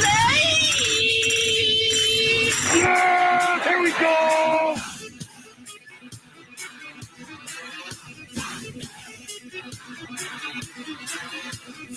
All right, everybody, it is 11 o'clock here on this beautiful Saturday morning. I'm Ralph Romano. Alongside my partners in crime, we've got the legend Neil Lynch and the legendary Philip Amrine. And this is the Weekend Warriors. Get involved in the show, kids. Happy New Year, everybody. We want to hear from you. So you got two ways to interact with the show live and in color. The first one is to comment on our live social media streams. That's X, that's YouTube, and that's the Book of Faces. Or if you would prefer to go a little old school, a little technology-wise different, you should hit up on our Weekend Warriors text line. We have a text line. It's 866-412-6366. Listen, if you text 866-412-6366 and you make a comment, it will be read on the air. It won't be green on the air. All I have to say is... Consider yourself one of those cast-offs, too? No, I'm not a cast-off. Damn no, hell no, I ain't no cast-off. What are you talking about, girl? And how dare you insinuate such an accusation? Dare you, sir? All right, let's catch up on the text line. We've got Bitter Dolphin fan back on Facebook says, nope, I already got that one, so we're done with that one. What? Blissful Hayes is on the text line says, is it true Cardinals owner Bidwell said the best way to punish Jonathan Gannon is by making him coach the team another year? I think he'd be punishing the fans of Arizona. By I don't think that's fair. fair to punish everybody else for his. But his, it is coming his out that he's safe, which I think is insane. The dumbest thing ever. That is so stupid. More and more of that is starting to come out where they're saying this guy's going to have his job next year. This is why. How is that possible? The Bidwells are the Pollad family of the National Football League. If Jonathan Gannon is coaching the Arizona Cardinals next year, Cardinal fan, this tells you everything you need to know about your ownership and your organization, and you need to stop supporting these guys. I agree. They don't care about you if they bring this guy back. Getting rid of Pets, whatever that guy's name, Petsing, and anyone else is not going to fix the issue. He's the issue. Sell the team. Sell the team. No kidding. Sell the team. Sell the Absolutely. team. So, I agree. Baker's Cocky Hen is on the text line, says, Saints have been shocking all those corny arse teams last few weeks. That truly is where the rubber meets the road. You can be impressed by wins over the Jets and Titans. I respectfully disagree. The way the Saints started the year and how bad they were, and just the way they're playing since he's taken over. They played better. I'll it's give you very that. positive. Yes. Do they have a lot of pieces they need to? Absolutely. But Across you've got a kid back there is like that you could probably build around. That you're probably looking at going, okay, this kid's not bad. Let's see what we can put around him and give him some pieces to be successful going forward. It's a good find for them. I think. Do you think that? I do. Do you really think that? I So think you're full of. We've garbage. got some fantastic games this week. Really? Yes, we do. Fantastic. How games. fantastic are they? How fantastic are they? Tell me. They're so fantastic that they're testicularly cancered. Okay. Anyway, today there's some great games. You're so bad at this stuff. You've got a winner take all game with the Ravens and Steelers. That's Sunday night. That's Sunday night, right? So today, that's a big game. Excuse me. Today you got the NFC South title mostly between the Panthers and the Buccaneers. Yes. So Panthers win outright. They win the division. If the Buccaneers win, they do. I'd say that they need help but they just need the Falcons to lose, really. Because, and how that works is a lot of people say, how does that work? Whatever. Panthers and Buccaneers, if the Buccaneers win, they put themselves in an 8-9 tie with the Panthers. If the Falcons win, they enter the 8-9 tie. Now, mathematically, they cannot win, but the difference between a head-to-head tiebreaker, the Buccaneers can win that against the Panthers. If it's a 3-way tie, the Panthers actually take that tie and take the division crown home with them in a 3-way tie. That's crazy. I know, isn't it? So weird. And they'd all be what, 7-10? I'll be 7-9. 7-9? Or no, sorry, 8-9. 8-9. I'm sorry. 8-9. So if I kind of want the Buccaneers to win and the Panthers to take the division. First of all, to pat myself on the back saying that the Panthers. Oh, also, sorry, preseason picks saying that the Panthers will be playing for the division title at the end of the year. Oh my goodness. I wish I'd actually put money on my own predictions. But Panthers, I would love for an NFC South team to make it in as a losing regular season winner. Who'd you pick in the AFC East? Was it the AFC with the Jaguars and the Colts? I think I picked the Jags. Did you pick the Jags? I'm pretty sure I did. I'm pretty sure I did. Yeah, that was my other good one. I had 2 good predictions and no, you picked the Titans. Oh, that's right. Yeah, you were in love with the Titans. That's right. You said they were going to win. You said they were going to win 10 games. You were a Titan lover. That's right. I was a Titan lover. You did. Another big thing I don't think a lot of people are talking about that I've heard anyway is today Caleb Williams could become the first 4,000-yard passer in Bears history. Isn't that pathetic? Insane. But they've never had a 4,000-yard passer. Good for them. I mean, the closest they probably come was Jay Cutler, right? Like them. No, it was Kramer. It was Eric Kramer. Eric Kramer. 3,838 yards in 1995. Eric Kramer of Pierce College. That's right. Pierce College fame. College. That's right. But Caleb has 3,730 yards. So he needs 270 yards against the Lions today tomorrow to hit 4,000 yards. It's got a shot. Possible. It's got a shot. Possible. I mean, kind of depends on if the Bears really want to go for a win. He'll break Kramer's record with 109 yards, which I think he'll break that. But if he can get the 270, he actually will be the first 4,000-yard passer in Bears history. If he doesn't get it this season, he will get it going forward because you felt, especially early on in the season and until these past few games, that they put a heavy emphasis on the run. Now there's a guy who reminds you of Patrick Mahomes. No, I'm kidding. Him and Brock Purdy. I'm being Chris Collinsworth. Now there's a guy who's legendary. I like Caleb Williams. So I think he's getting better every year. And now that he's got a real coach working with him. Let's be honest. You've been a Caleb Williams lover since his USC days. I have, and I think they were talking about this yesterday too. And I think this is really true. Is you look at these quarterbacks that Daniel Jones, Sam Darnold, Caleb Williams, these guys that were just not very good the first year or two, right? Where were they? Is it them or is it the systems and the coaches that they started with? Sam Darnold was a jet. I mean, that was a disaster waiting to happen, right? Then he went to the Panthers. Good luck, right? Just bad organizations with quarterbacks. I mean, even Bryce Young, his first couple of years looked so bad, right? I mean, even this season, he's still Then you've got temperamental. like Daniel Jones, who's looked bad at the Giants, right? His whole career. I mean, you've got all these quarterbacks. Is it the quarterback or is it where they're at? It's a combination. I think a lot of it's where they're at. A lot of it's the system. And that very point, Ralph, is almost specifically why I do not think Mendoza will work. I don't think he can wash away the stain that is the Raiders. The Raiders. The Raiders are kind of like the Jets. They're a pretty good stain. Blissful Hayes is on text line says, if you count the yards from all his interceptions, Jay Cutler would have been the Bears' yardage record holder by far. That's true. Yeah, that's him true. And Jameis loved for the Buccaneers. Jameis loved to throw himself a nice interception. All the heaters that Jay Cutler was smoking after the game in the locker room. That's fantastic. Another guy was Mac Jones. What about him? I mean, think about how bad he was in New England. And then look at him now. I mean, when he just had that little stint with the Niners, I mean, it was 5-6 games. He looked like a different quarterback. Yeah. He actually was a lot better looking. He kind of did the whole Sam Darnold thing where he went to San Francisco, got a couple games, and then they were like, hey, he doesn't look that bad. Same with Mac Jones. So we'll see what happens to him next year. But I would say he's probably one of the hottest quarterbacks next year going into free agency that people are going to want to look at. Go ahead. I don't trust any quarterback coming out of San Francisco.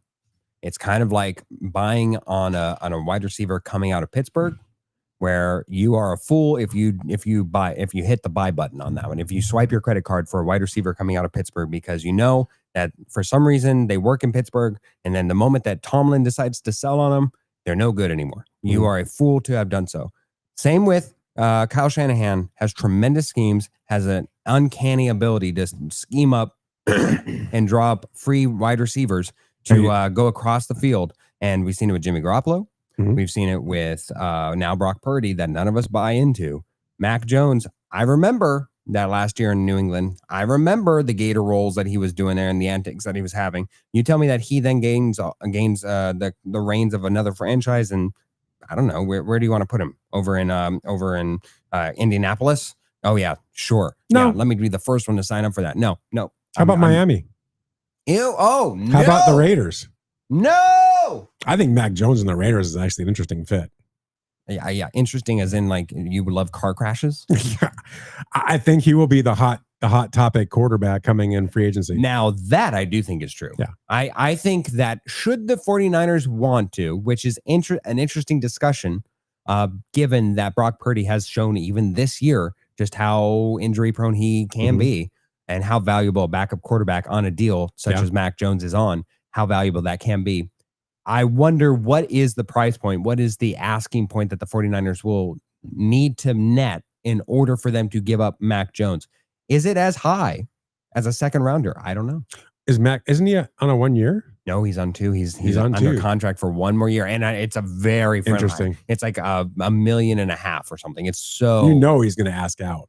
No, he won't. You don't think so? Oh no, he knows he has an opportunity right now. Oh, I'm sure he will, and I'm sure that if a team comes around, but otherwise, I don't know. I do not see how his value goes down, other than Brock Purdy yet again gets injured next season, which he will every year, and then he plays poorly, which I just don't see possible in a Kyle Shanahan scheme. His stock has never been higher than it is right now. Agree. Well, so outside of being drafted, someone will give the Niners something for him that they'll take.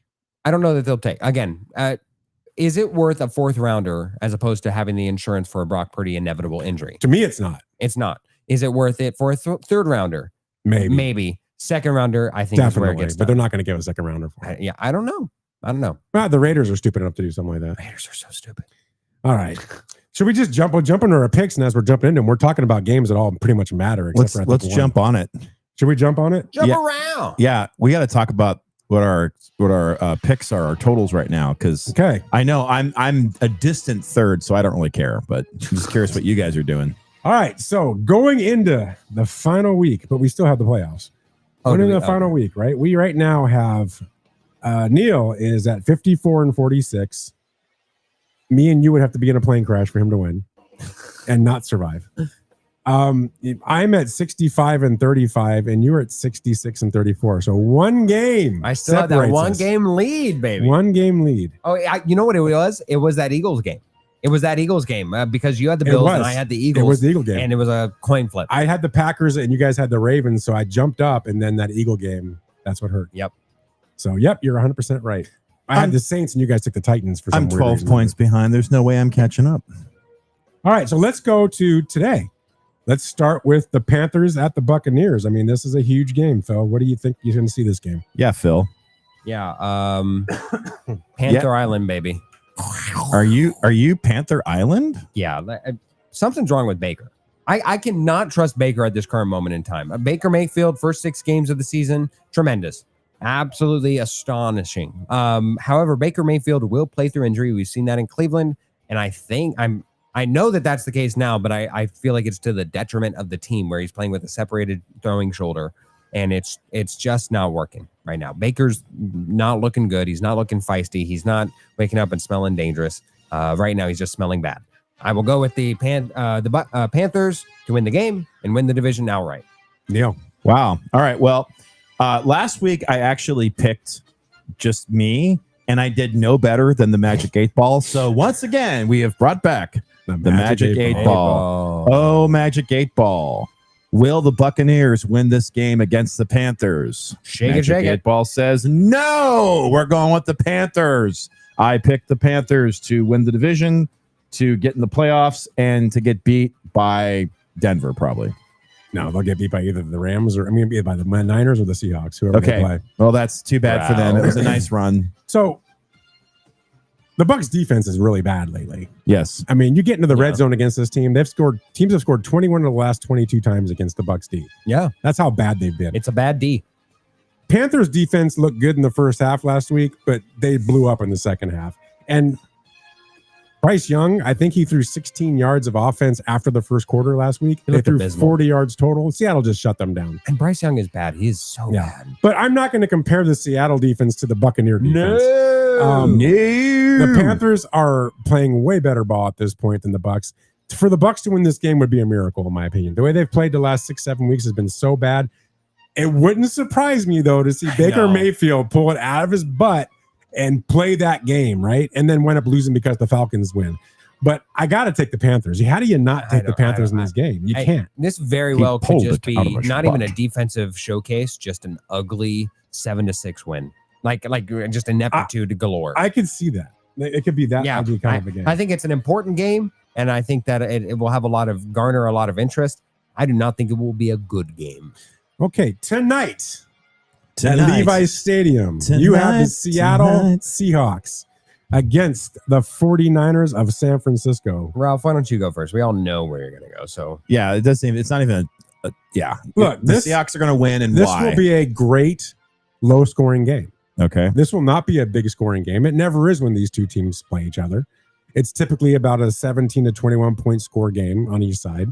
And I think we'll see more of the same. It's going to be wet, and it's going to rain a lot. So this will come down to, I think, a bit of a run game, right? I mean, it'll be more about running. And lately, Seattle has kind of found their run game between Zach Charbonnet and of course, K9. So they both had back-to-back really good games. I've got to take Seattle, obviously. I think they want to win this game. They should have won the first time they played, but these are two different teams. Why did from they week lose one. that first game? Turnover. Oh, yeah. Who was responsible for that turnover? The end for the Seahawks. Not the end for the Niners. It was a fumble. Yeah, but it's just anyway, I don't know what you're talking about. Sam Darnold. I think Seattle wins this in a close game. And if Seattle does win this, I've been saying this, they'll be the number one seed, and they will be the Super Bowl representative for the NFC because you're not going to go into Seattle and beat them. And that's my opinion. So I'm taking Seattle in a very close, hard-fought game. I wish Charles Cross was playing tonight. He's not playing, but everybody else is. I'm not sure if Kittle is playing. He's saying he is, but there's question there. And it looks like Trent Williams is probably not going to play, which hurts San Francisco on the left side. So it should be a really good game. We'll see what happens. I'm predicting that I think Darnold has a pretty darn good game tonight because the one thing the Niners are not good at is putting pressure on the quarterback. I mean, especially with what's left of the defensive players on the 49ers. Yep. I'm taking Seattle. Magic 8 ball. Magic 8 ball. Will the San Francisco 49ers win at home versus Ralph's all-time favorite team in the history of history? And the answer is you can count on it. So I'm picking Bang Bang Niner Gang. Go ahead. Strategy dictates that I should pick the Seahawks because this is a coin flip game, in my opinion. It is. So therefore, I should just go with Seahawks just to preserve my season lead. You're However, gonna lose it.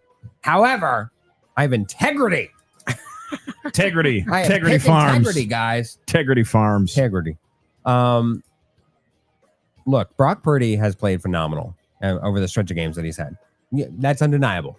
Last game, one good game. Last game, one good game. He played as well as one could play, starting out a game with a pick six.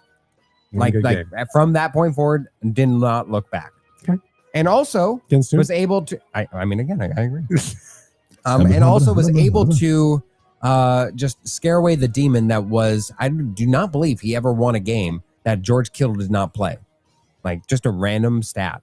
But something that shows just how integral and important George Kittle is to that team and that offense. It's huge. So if he's out, that's big. Obviously, Trent Williams is big. Oh, really? I think Kittle will play. How did you know? I just don't think he'll be 100%, but he'll play. He might. I just hope that he's able to block. Really, you got to be careful because if you lose him for the playoffs because you tried to make him play tonight, it's stupid. Same with Trent Williams. I do think the magic number is like 28. If either team gets up 28 points, then you will see resting happening, even for a number one seed. Okay. Anyways, point being, I have to pick the 49ers. And I say that, though, with no disrespect to the Seattle Seahawks. I mean, obviously, they're better on the road and whatever. And it's actually because of that, dare I say, Ralph, I think that it's better for the Seahawks that they lose this game. Why is that? Because then they'll be on the road throughout the foreseeable playoffs. So they go to probably Carolina. That's a win. That's a win. Yes. Then they have to probably go to San Francisco again, which is in warm weather. That's not bad. Warmer weather. And then they go somewhere else on the road. Again, they're on the road. Depending. And by that point, they're flying high. They're doing everything. I think that that's a much better route than you're giving it credit for. Than the number 1 seed going on rest for a young team. Sam Darnold, again, facing demons here and facing a team that's gotten a big win in the first round of the playoffs. Looks tremendous. Yada, yada, yada. Regardless, speaking of this week and how it affects this week's games, going the 49ers simply because of Kyle Shanahan. This is the game that he wins in the paper, rock, scissors matchup. That is the NFC West. Thank you. I mean, winner's number 1, loser's number 5. We have spent so much time talking about this damn game. It's a great game. Unbelievable. Big game. All right. Big game. There's other games. Let's go talk about the Saints at the Falcons. Not big game. Not big game, but actually has playoff implications. Possibly. Yeah. So I'll pick first because it's going to be the Magic 8 Ball. This is as predictable as Ralph picking the Seahawks every time. Except one time he'll switch it up just to be mysterious or whatever. Here we go. Oh, mighty 8 Ball. Will the Atlanta Falcons beat the New Orleans Saints and their third string running back, Maple Grove native Evan Hull, who played with my son in youth league? Chances aren't good. So I am picking the Nolans Saints. Go Evan Hull. What you got? I hate picking Falcons games, man. Like I know, I right? truly, Because you don't know who you're getting. I don't know what side I'm getting. You never know what you're going to get. I don't even know which side is like the like everybody thinks that they're going to win here. Like Saints have a case to be one of the hottest teams in the entire NFL and look like the only team from the NFC South that actually wants to play in the playoffs, but they're mathematically eliminated. Falcons, I don't know what game I'm getting from time to time, and plus they have Kirk Cousins leading them, which leads to no faith. So I'll go with the Falcons and have no faith whatsoever in it. And in part due to the fact that they will be taken off the ledger to where they do not have to be a deciding thing for the NFC South crown. I mean, look, Shuck's got 3 straight 250-plus passing games. Check. There's some people in this game that may be their life playing for the last time. Cameron Jordan, Taysom Hill. So there's some emotion to this game as well for the Saints. Yep. Right? A lot of that going on for the Saints. But all that being said, I just think the Falcons are the better team regardless, and they should win this game, and you can't pick against them. Bijan's great. But I will not be surprised to see the Saints win this game. All right. 100%. There we go. I'm going Falcons. Okay. All right. Next game. Can we go Bears versus Lions? Yes, we can go Bears versus Lions. Let's do that. You go first. I go first. Thank you. I'm going to go with the Lions here. I find that the Bears, I think that they will play dead very easily. Bears are playing dead. Well, just because the Lions are usually great after a loss. I realize that this year as a total in its entirety has been something. A loss. Yeah, it's been a loss. But that being said, Dan Campbell, I think, wants to get the sour taste out of their mouth. I think that he can sell to his team. We can knock the Bears down a peg, and that's worth something. I'll go with the Lions. Yeah. All right. Magic 8 Ball. Do you think the Chicago Bears will win their final regular season game of the season? And hopefully Caleb Williams becomes a 4,000-yard passer for the Bears for the first time in the franchise's history. Will the Bears win at home versus the Detroit Rock City Lions? The answer is no. I'm picking the Detroit Lions. Wow. Yeah, I'm going against both of you on this one. I think the Bears right now are on a roll. They're playing really good ball. This will get them just cruising into the playoffs. The Lions, I think, this hit them like they got punched in the face this year, right? They weren't expecting this. I think losing Ben Johnson hurt them more than they ever thought it was going to. They haven't recovered from it. Fighting or kissing? I can't tell. They've got to figure out their coordinator situation for next season. I have a feeling we're going to see a change there.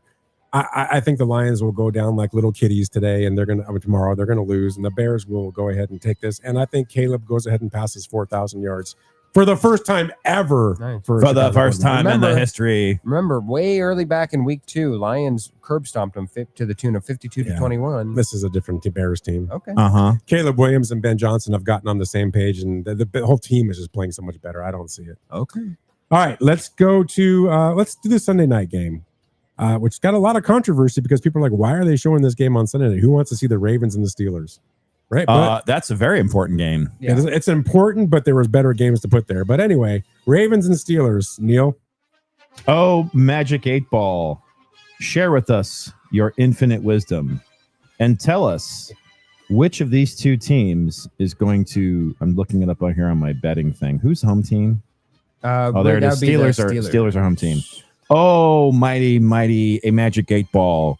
Impart your wisdom on us. Which will the Pittsburgh Steelers win and make it to the playoffs? The answer is looks like yes. So I'm picking the Pittsburgh Steelers. Ralph. I hate that DK's out. I think that really hurts their offense. Yeah. By the way, we didn't discuss that at all. What an absolute incompetent boob over there. Yeah, he is. And that's one of the reasons Seattle was okay getting rid of him, because he does stupid things like this. Just complete. Way to let one. And who allowed him? They need a big dom themselves to keep the players away from the fans. How dare you? I'm not feeling the Steelers. I'm just not. I feel they looked so bad last week without DK. That offense just looked a mess. The first time these two teams played, the Ravens ran all over them. I know that Lamar Jackson is not. I don't think he's playing. I thought he was. Is he? Well, I thought he was. He's more. No, Lamar Jackson is playing. He's more probable than not. I'm taking the Ravens. I'm not buying the Steelers. I feel they're a bunch of outcasts and castaways or whatever the heck you call them. Cast-offs. Except for Aaron Rodgers. He's not a cast-off. I feel losing DK really hurts that offense, and you saw it last week. And I think it's enough for me to go the other way with the Ravens. And I'm going to take the Ravens. I think they find a way to win this game. Yeah, Lamar Jackson has come out and said that he's playing against. I think he has a lot to prove this year. Certainly. So I don't like it. I can't really give you any analysis as to why this is going to happen, but the Steelers are winning. Okay. Because anytime you count the Steelers out, everybody wants them to lose. It's true. They had an inexcusable loss, an absolutely atrocious loss the week before the Steelers did by way of who did they play? I remember it was an unforgivable loss given the stakes and being able to afford themselves a bye that they did not deserve. Yeah, they lost against the Browns. That's right. I mean, they are 7-2 against these guys since 21. Yeah. Steelers, whoever is the not favored person heading into this matchup usually is the one who walks away with the win, if not just outright covers. So the fact that the Ravens are favored on the road after having a Derrick Henry game, Derrick Henry's probably going to be tired. TJ Watt's coming back. Steelers, in spite of themselves, may just win 16-13 in an ugly game that nobody really wants to. Yeah, it's Aaron Rodgers limps his way into the playoffs, and Steelers win. All right, let's go to the next game. Let's go to the Packer game. This game means absolutely nothing to anybody. I think it has no implications at all, if I remember right. Well, yeah, because the Packers are in no matter what, and the Vikings are out no matter what. They're locked in the 7th seed, so there's no playoff implications at all. So I would assume the Packers are going to rest everybody. They are. They've come out and said so. So you basically have the Packers' second string against the Vikings. So yeah, the spread is completely irrelevant because I'm taking the Vikings because I don't see how the Packers win this game. Packers are a 10-point dog right now for that very reason, right? I will take Vikings as well. The only one that is very fascinating here is does Neil hold strong to the Magic 8 ball? I will hold strong because this game, you could make a case for either one. This game is, besides all of the other implications, just between the two teams, you throw the records out. There are so many times that the Packers should have beat the Vikings and didn't. So this to me, the Magic 8 ball is just as accurate as I would be. So here we go. Oh, Magic 8 ball. Will the Minnesota Vikings win at home against the Green Bay Packers' second and third string? And if Malik Willis plays, the answer is looks like yes. So I am picking the Minnesota Vikings. Thank God. Huh? Take that, Chief Skull. Yeah, Malik Willis, by the way, has also possibly played himself into a starting quarterback for another team next year. I was going to say he's the other guy. He's the other one that was bad where he was and has gotten better. So, okay, the final game. We're actually going to add a game. The final game. We're going to add a game? It's a 7th game. Yeah, you know what it is? What kind of a conundrum? What malarkey? What kind of ta-rah-rah goondy? The Chargers at the Broncos. Chargers at Broncos. Now, the Broncos are resting everybody. Yes. No, they're not. That's what I heard. No, they're not. They're resting. Herbert's resting. Other starters, Harbaugh said they're going to be using backups. Oh, I'm sorry, Chargers. I'm so sorry. Yeah. I thought you said But Broncos. this game means everything to the Broncos. Yeah, this they is the number win one and they seed. secure the number one seed. So this is an easy game. I'll have it on here. I got the Broncos. I think the Broncos is a simple game. Broncos. Let's see what Magic 8 Ball does. Magic 8 Ball. Magic 8 Ball. Oh, Magic 8 Ball, impart to us your infinite wisdom. Do you think that the Denver Broncos will win at home against the San Diego Superchargers? San Diego. Here we go. Supercharged. No, an upset. The Magic 8 Ball is picking the Los Angeles Chargers to win, even though they're 13 and a half dogs. I don't care. I'm rolling with it, baby. That is some gumption there, Neil. Gumption. By the way, I've been doing my money line parlay on DraftKings. This one's going to be a Not hefty this one. Yeah, listen, if all of for all the weird picks I've had, if all 7 of my picks win, $10 gets $8,500. So you know I am locking this one in, baby. Wow. Hey, you never know. When the Broncos lose on Sunday, I will just text you. I just put $10 on this. Can you send parlay. me a 1K to help me wipe away my tears? Oh, I'll do that. I'll send you. Oh, I can't believe the Magic 8 Ball picked against the Broncos. That's crazy. Disrespectful. All right. Is. Perfect timing. All right. Indeed. Perfect. All right. Let me clean the text line. Let me see here. It's going to clean it. Why don't you scrub it? Why don't you loofah it? Sure, I want to. Loofah the stretch marks. Speaking of, so this is Baker's Cocky Hen says, speaking of picks, what is up with Harmon Solar Fanatic weekly and yearly picks contests? If that's not paying out with the old station to spring, I don't know. That's a good question. I'll get you an answer. I'll give you that next week. I'm not 100% sure. So with the station going away, it's kind of lost its obligation to have to do anything. But I will probably fight to make sure that they try to pay something out. Sure. We'll see. I'll get back to you, Baker's Cocky Hen. All right. Now we're just going to go right to this. Let's do it. Let's do it.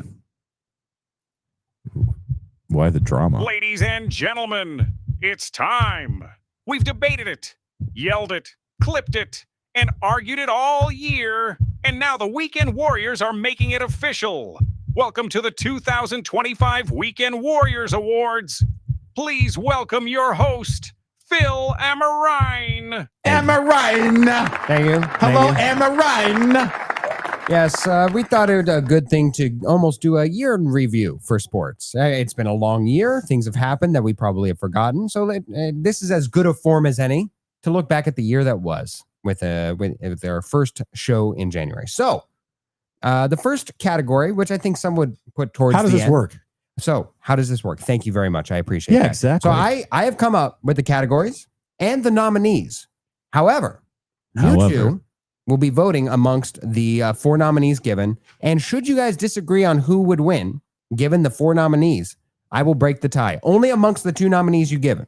Okay? So 4 nominees, you two have a selection. If you guys are unanimous, that's the winner. If you guys disagree, I pick between the 2. Okay. Here we go. The first one, and again, you got a lot of power in this. Oh, absolutely. Okay. That's how he likes it. However, the first award we are giving is one that I think most would put near the end of the show, but we wanted to start out with a bang. We wanted to make sure that you got a little salivation. There you go. I like banging. Best champion of the year. Wow. First one is going to be 2024-25 Philadelphia Eagles.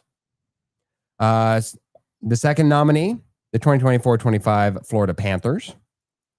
2024-25 Thunder, Oklahoma City Thunder.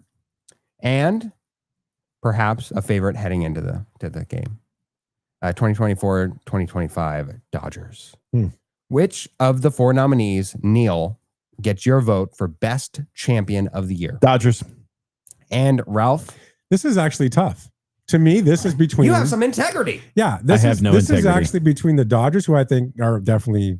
They need to be considered, and the Florida Panthers. I agree. Thank you. Florida Panthers were a great champion. They're back-to-back champs as well. Yes. I mean, in hockey, that's 4 years, right? Yeah. This is tough. Let's see. So if I say the Dodgers and they win, yes, and if I say the Panthers, then it's up to you. I decide between the 2. I'm going to go Panthers. I think they deserve the respect of what they've done to let this happen. So. With that said, Phil, this is your decision. You right? are such a kiss butt. Oh my goodness. And the winner is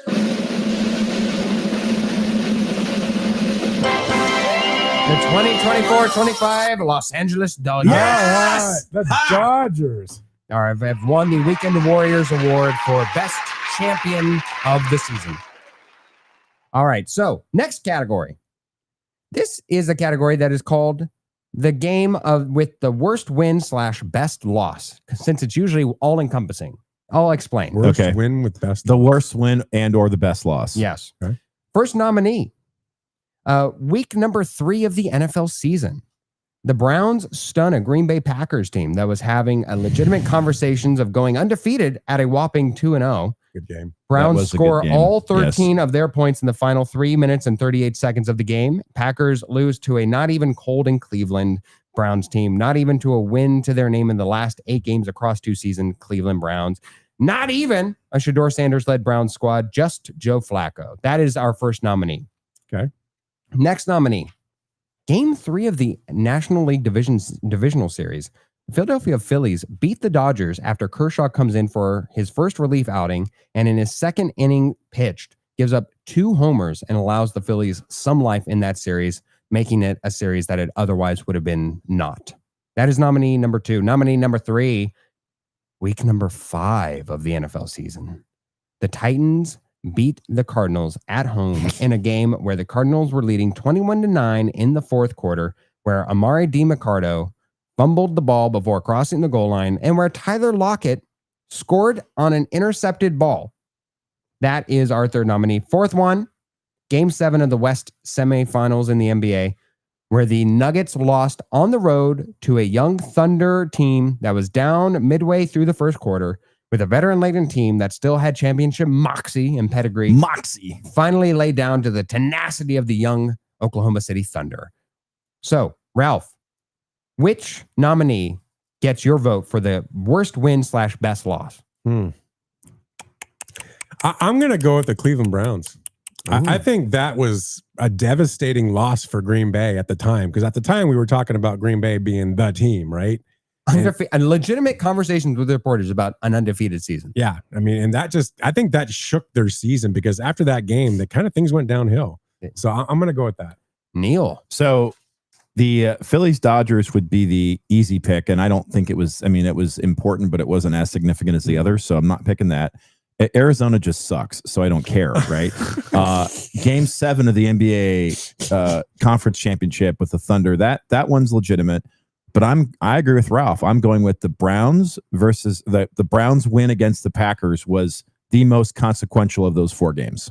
And so we already know the winner. The Browns defeat of the Packers in week 3. Congratulations.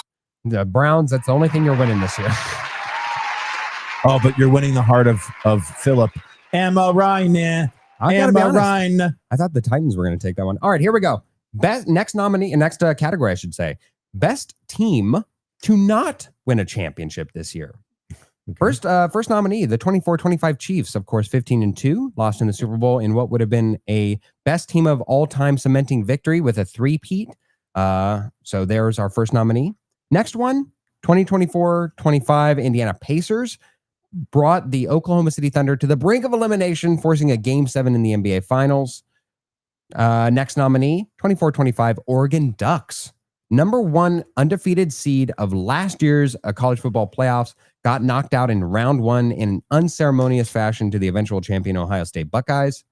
And of course, last nominee, 24-25 Philadelphia Phillies. This could have been the Blue Jays, but I felt like the Phillies, seemingly the only real threat that Ralph was actually fearful of. So that's why they got the nod here. Let's go with you, Neil. Out of those 4 nominees, who gets your vote for best team to not win a championship? I ain't picking the Chefs because they're the Chefs. I ain't picking the Ducks because it's college football and that can change every year. I think the Phillies were, I agree that they were the most difficult competition, although that's actually not true because the Blue Jays were, because they took them to 7 games. So I don't think the Phillies were. So my vote is for the Indiana Pacers, who took the Thunder to the limit one more time. So I'm picking the Pacers. Ralph, are you going to sing too? No, I'm going to take the Chiefs, because I think that, the Chiefs were a fantastic football team last year. Let's not forget that. They were probably the best team in football, and they just got outplayed in the final game. to Neil's prediction. I know. That was weird, by the way. But I think they were probably the best team to not win a championship last year. All right. So the winner with my decision will be. And the winner is the Kansas City Chiefs. Boo. Congratulations. Since you did not win the Super Bowl, you get to win our best team to not win a championship award. All right. Next category. Who that guy? That guy? A guy that we entered this year, probably not really knowing, but by the end, we were like, oh, there's a guy. All right. There's a guy. First nominee, Drake May, MVP contender for his work during the 25-26 NFL season, but even early, heading into the end of last season, I don't think a lot of people would have known who he was. Next nominee, Kenny Dillingham. It was on January 1st that he took Texas to the brink in double overtime, kind of cementing ASU as a force in the Big 12. Option number 3, Roki Sasaki for the Dodgers. Almost single-handedly masks the Dodgers' Achilles heel heading into the postseason. And option number 4, nominee number 4, I should say, Tyrese Halliburton for the Pacers. Had an outrageous run in the playoffs and famously started out voted as the NBA's most overrated player by his peers. Ralph, who is your nominee? Who is your nominee that you're picking? This is tough. It is. This is between Halliburton and May, in my opinion. I am going to take Halliburton because he was violently disrespected by his peers, by it seems like everybody, and that guy probably was the best player in the maybe clutch. if not the second best player in the game last year. So I got to take Tyrese and Neil. As an Arizona Wildcat supporter, bear down. This pains me, but I'm going to pick Kenny Dillingham. Oh wow! ASU head coach. Wow. All right. Well, so here we go with my and the winner is my ceiling vote. You know it's going to Sun Devil. Come on, Kenny Dillingham. Woo! Yeah! Let's go, Sun Devil. Forks up. All right. Congratulations on your Who That Guy win. Next category. You guys are going to love this one. Really? We're going to be giving out the Old Guy Award. Oh, I love it already. So best old guy. From the ageist. Go ahead. Yeah. First nominee, Alex Ovechkin. Scored a previously unthinkable achievement by breaking Gretzky's all-time scoring title with his 895th goal back in April. He is 40 years old by the time of this recording. Next nominee, LeBron James. Helped form a 1-2 punch with Luka on the Lakers, nabbing the 3rd seed in the West and having a decent record to start out a young 25-26 NBA season. Turns 41 by the time of this recording. Nominee number 3, Phillip Rivers. Pops out of retirement to lead the Colts to 3 more losses in the 25-26 NFL season, helping to probably could have spun that a little different, but go ahead. Helping to eliminate the Colts from playoff contention. Oh, and had 3 touchdowns thrown, none over 20 yards. He is age 44 as of time of this recording. Yeah, you're not biased at all. Good grief. You could work for CNN. Nominee number 4, Pete Carroll. Managed to add 12 losses to his win-loss record in the NFL by agreeing to coach the Geno Smiths to a sterling number 1 overall pick. Pete Carroll is aged 74 at the time of this recording. So, Ralph, who gets your nominee for best old guy?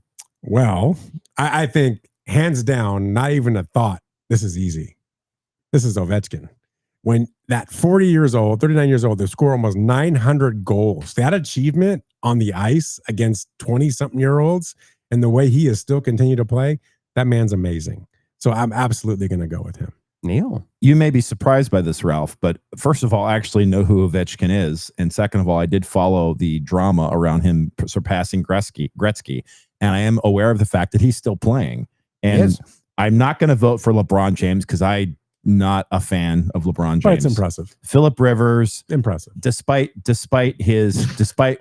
Phil's ripping on him, I kind of agree secretly. What a jerk. Pete Carroll should just go, just retire, be done. I'm picking Ovechkin as well. And we have to do the sounder. And And the winner is Alex Ovechkin of the Washington Capitals, winning the Old Guy Award from the Weekend Warriors. That's right. Congratulations, Mr. Ovechkin. Oh, shoot. Bang. All right, guys. So this must have just slipped in. It's part of the format that I have, but we might as well do it anyways. Best New Up and Coming Artist, and the 4 nominees are Taylor Swift. Oh my god. Taylor Swift and Taylor Swift and Taylor Swift. Neil? That's a tough choice. I'm gonna For formality, let's just do this. God, I don't know. It's tough. I'm thinking Crowded field. I could pick Taylor Swift, but I'm gonna go with Taylor Swift. Okay, Neil. Ralph? Best upcoming artist? Yeah, new and up and coming artist. Yeah, I'm gonna go Brandon Lake. Okay.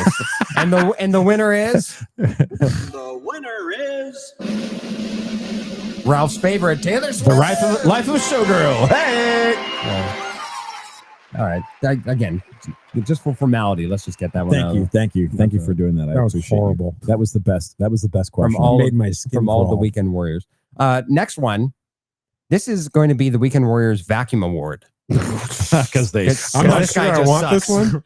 All right. The guy who sucked the most this year. This is going to be Bill Belichick is our first nominee. Becomes the laughingstock of the college football world and loses a lot of reputation by simply dating a scooch younger. Next nominee, Jake Paul. A joke unto himself and a stain for boxing, according to Ralph. Nominee number 3, Lane Kiffin leaves Ole Miss amidst a CFP push for an SEC rival in LSU. And then nominee number 4, Nick Sirianni. Not only is amongst those that created the most unappealing play in all of football, but also constantly gets into childish fights with fans, visiting or home fans, doesn't matter, and also had the indecency to win a Super Bowl, which gives him at least 2 years of job security. Let's go with you, Ralph. Which nominee gets your vote? I mean, Lane Kiffin's a douchebag. He gets my vote because he's just a douchebag.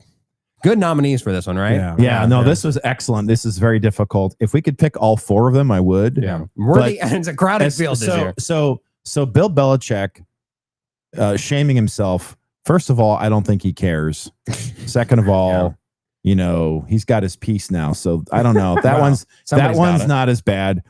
Lane Kiffin, I want to go with that one because he is an absolute douche, and the whole way that went down was horrible. And if it weren't for the fact, if it weren't for the fact that he was going to make money every time Ole Miss wins in this playoff, I would be still cheering for Ole Miss. But and then Nick Sirianni, I think you just have sour grapes. I just tried. So I tried to get representation. I think that I have been waiting so long for Jake Paul to get the stuffing knocked out of him, and it was done in such glorious fashion that there's no way in the world I cannot pick Jake Paul as my vacuum winner of the year. So Jake Paul is your nomination. Is my nomination. All right, 1,000%. And yours is Lane Kiffin, Ralph. Yeah. All right, so let's go. I will be the arbiter, and the winner is. I will cast the deciding vote, and it's going to be Jake Paul. Yes! Woo! Yeah. Take that, Ralph. I find Lane Kiffin a little funny. Take that, Lane. You find him funny? A little funny, and I just find him to be a little douchey, is what he is. We're talking about Jake Paul. He's a big douche too. He's a big douche. Yeah. All right. Second to last category here. Second to last, huh? Let's go with this. I'm going to go with this field. This is going to be our Beast Mode Player of the Year. So it's like Beast Mode Player of the Year. Yeah, it's like MVP without saying it. But it is across sports. All right. We got 4 nominees. And this is a pretty big one. Okay. Matthew Stafford. To begin the year, fell short of bringing the Rams to the brink of eliminating the eventual Super Bowl champ Eagles in their building, and is currently the frontrunner for the 25-26 NFL MVP, while being second in the league for passing yards, leading the league in passing touchdowns with 42, and had the Rams in contention for the number 1 seed in the hyper-competitive NFC and NFC West, for that matter. And that's nominee number 1. Nominee number 2, Shai Gilgeous-Alexander. In the span of the year, led the Thunder to a historic 24-25 season for the number 1 seed in the West, with a historic points differential, resulting in MVP for the regular and the finals, and of course, a championship, and still has the Thunder the number 1 seed in the West at 30 wins as of this recording. Nominee number 3, Shohei Ohtani, wins his 2nd consecutive NL MVP award, marking his 4th overall, and doing it in an altogether different style than the way he won it the previous year, putting an emphasis on hitting and pitching as opposed to the effort put forth in steals the previous year. Ohtani had absolute gems and standout games, including what could arguably be said is the greatest game a player could possibly play in Game 4 of the NLCS, where he pitched 6 shutout innings with 10 strikeouts and hit 3 home runs, clinching the pennant for the Dodgers. And nominee number 4, Yoshinobu Yamamoto, 2 Dodgers in this, wins his second World Series with and for the Dodgers this year, ascends to become the Dodgers' ace starting pitcher, and has a sterling World Series that results in him becoming the 29th pitcher to win the award. This is big. I'm going to go with you, Neil, first. All right. So Alexander, I don't care about NBA, so I'm not picking him. You mean, yes. Shohei Ohtani. Obviously, he's the greatest player to ever play the game. So I don't know. I just feel like maybe he just wins too much. He's just all about winning. He wins too much. You win so much. How dare you? He could certainly be in the running for this. And of course, I got to give a nod to my boy Matt Stafford. I mean, what he's accomplished and at this late stage in his career, he could have put him in the old people's one too, but ultimately it's been great. However, I will say that of the two that are in this poll, I actually am going to throw my vote to Yoshinobu Yamamoto as the beast mode player. Here's the thing. You expected Ohtani to do what he did, and obviously didn't disappoint. I think that even though everybody knew on paper that Yamamoto was the GOAT from a pitching perspective, he got to prove it this year a couple of times. And so that's why I'm throwing it to Yamamoto. Ralph.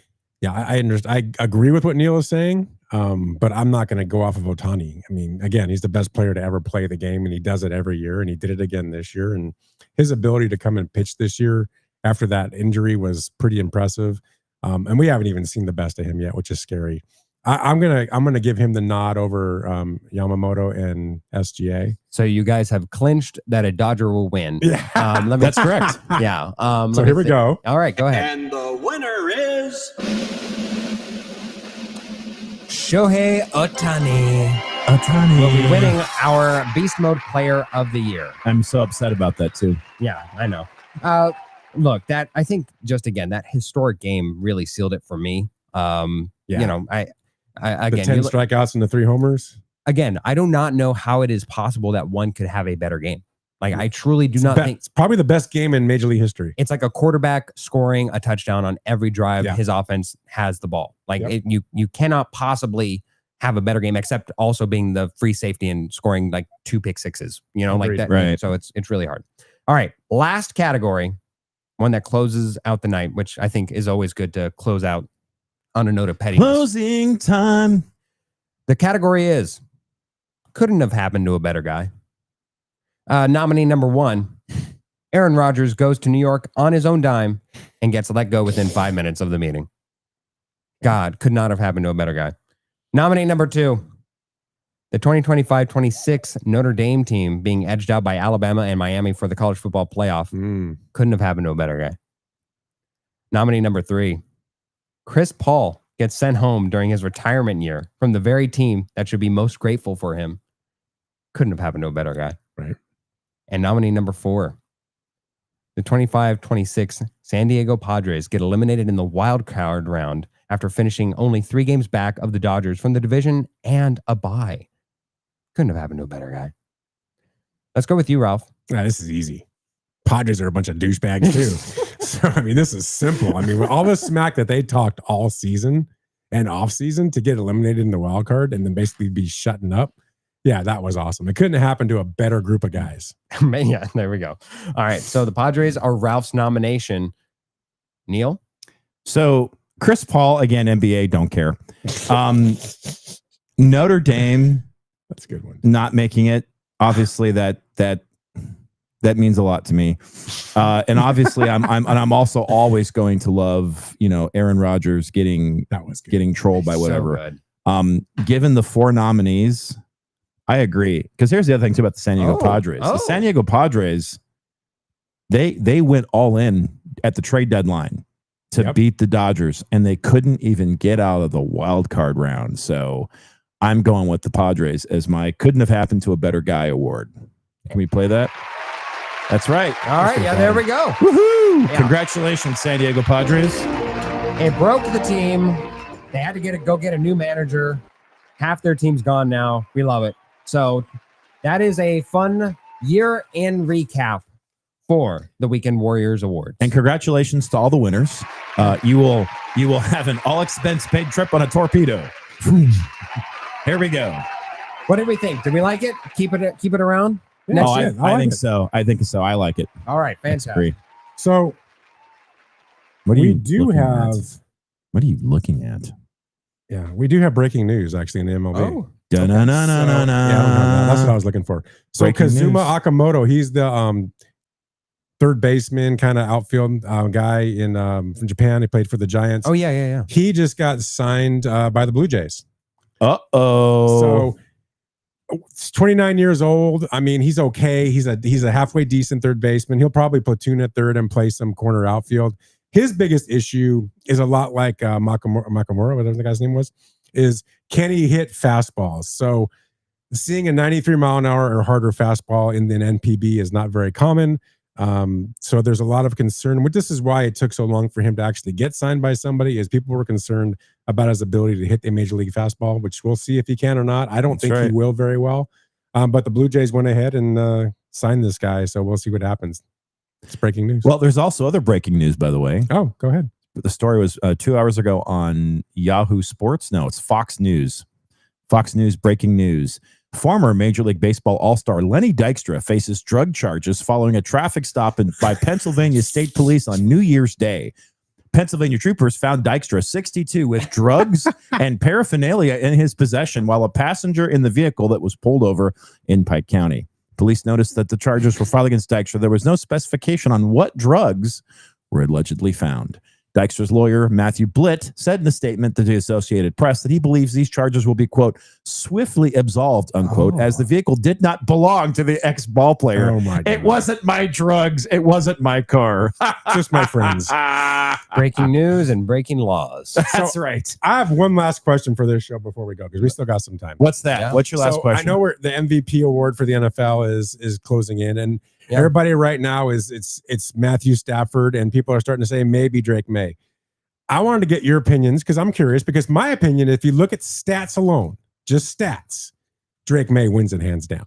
He has better numbers than Stafford for the most part. I think there's one category Stafford beats him in, I think it's touchdowns. Outside of that, May beats him in every category. He's had a better year for the New England Patriots.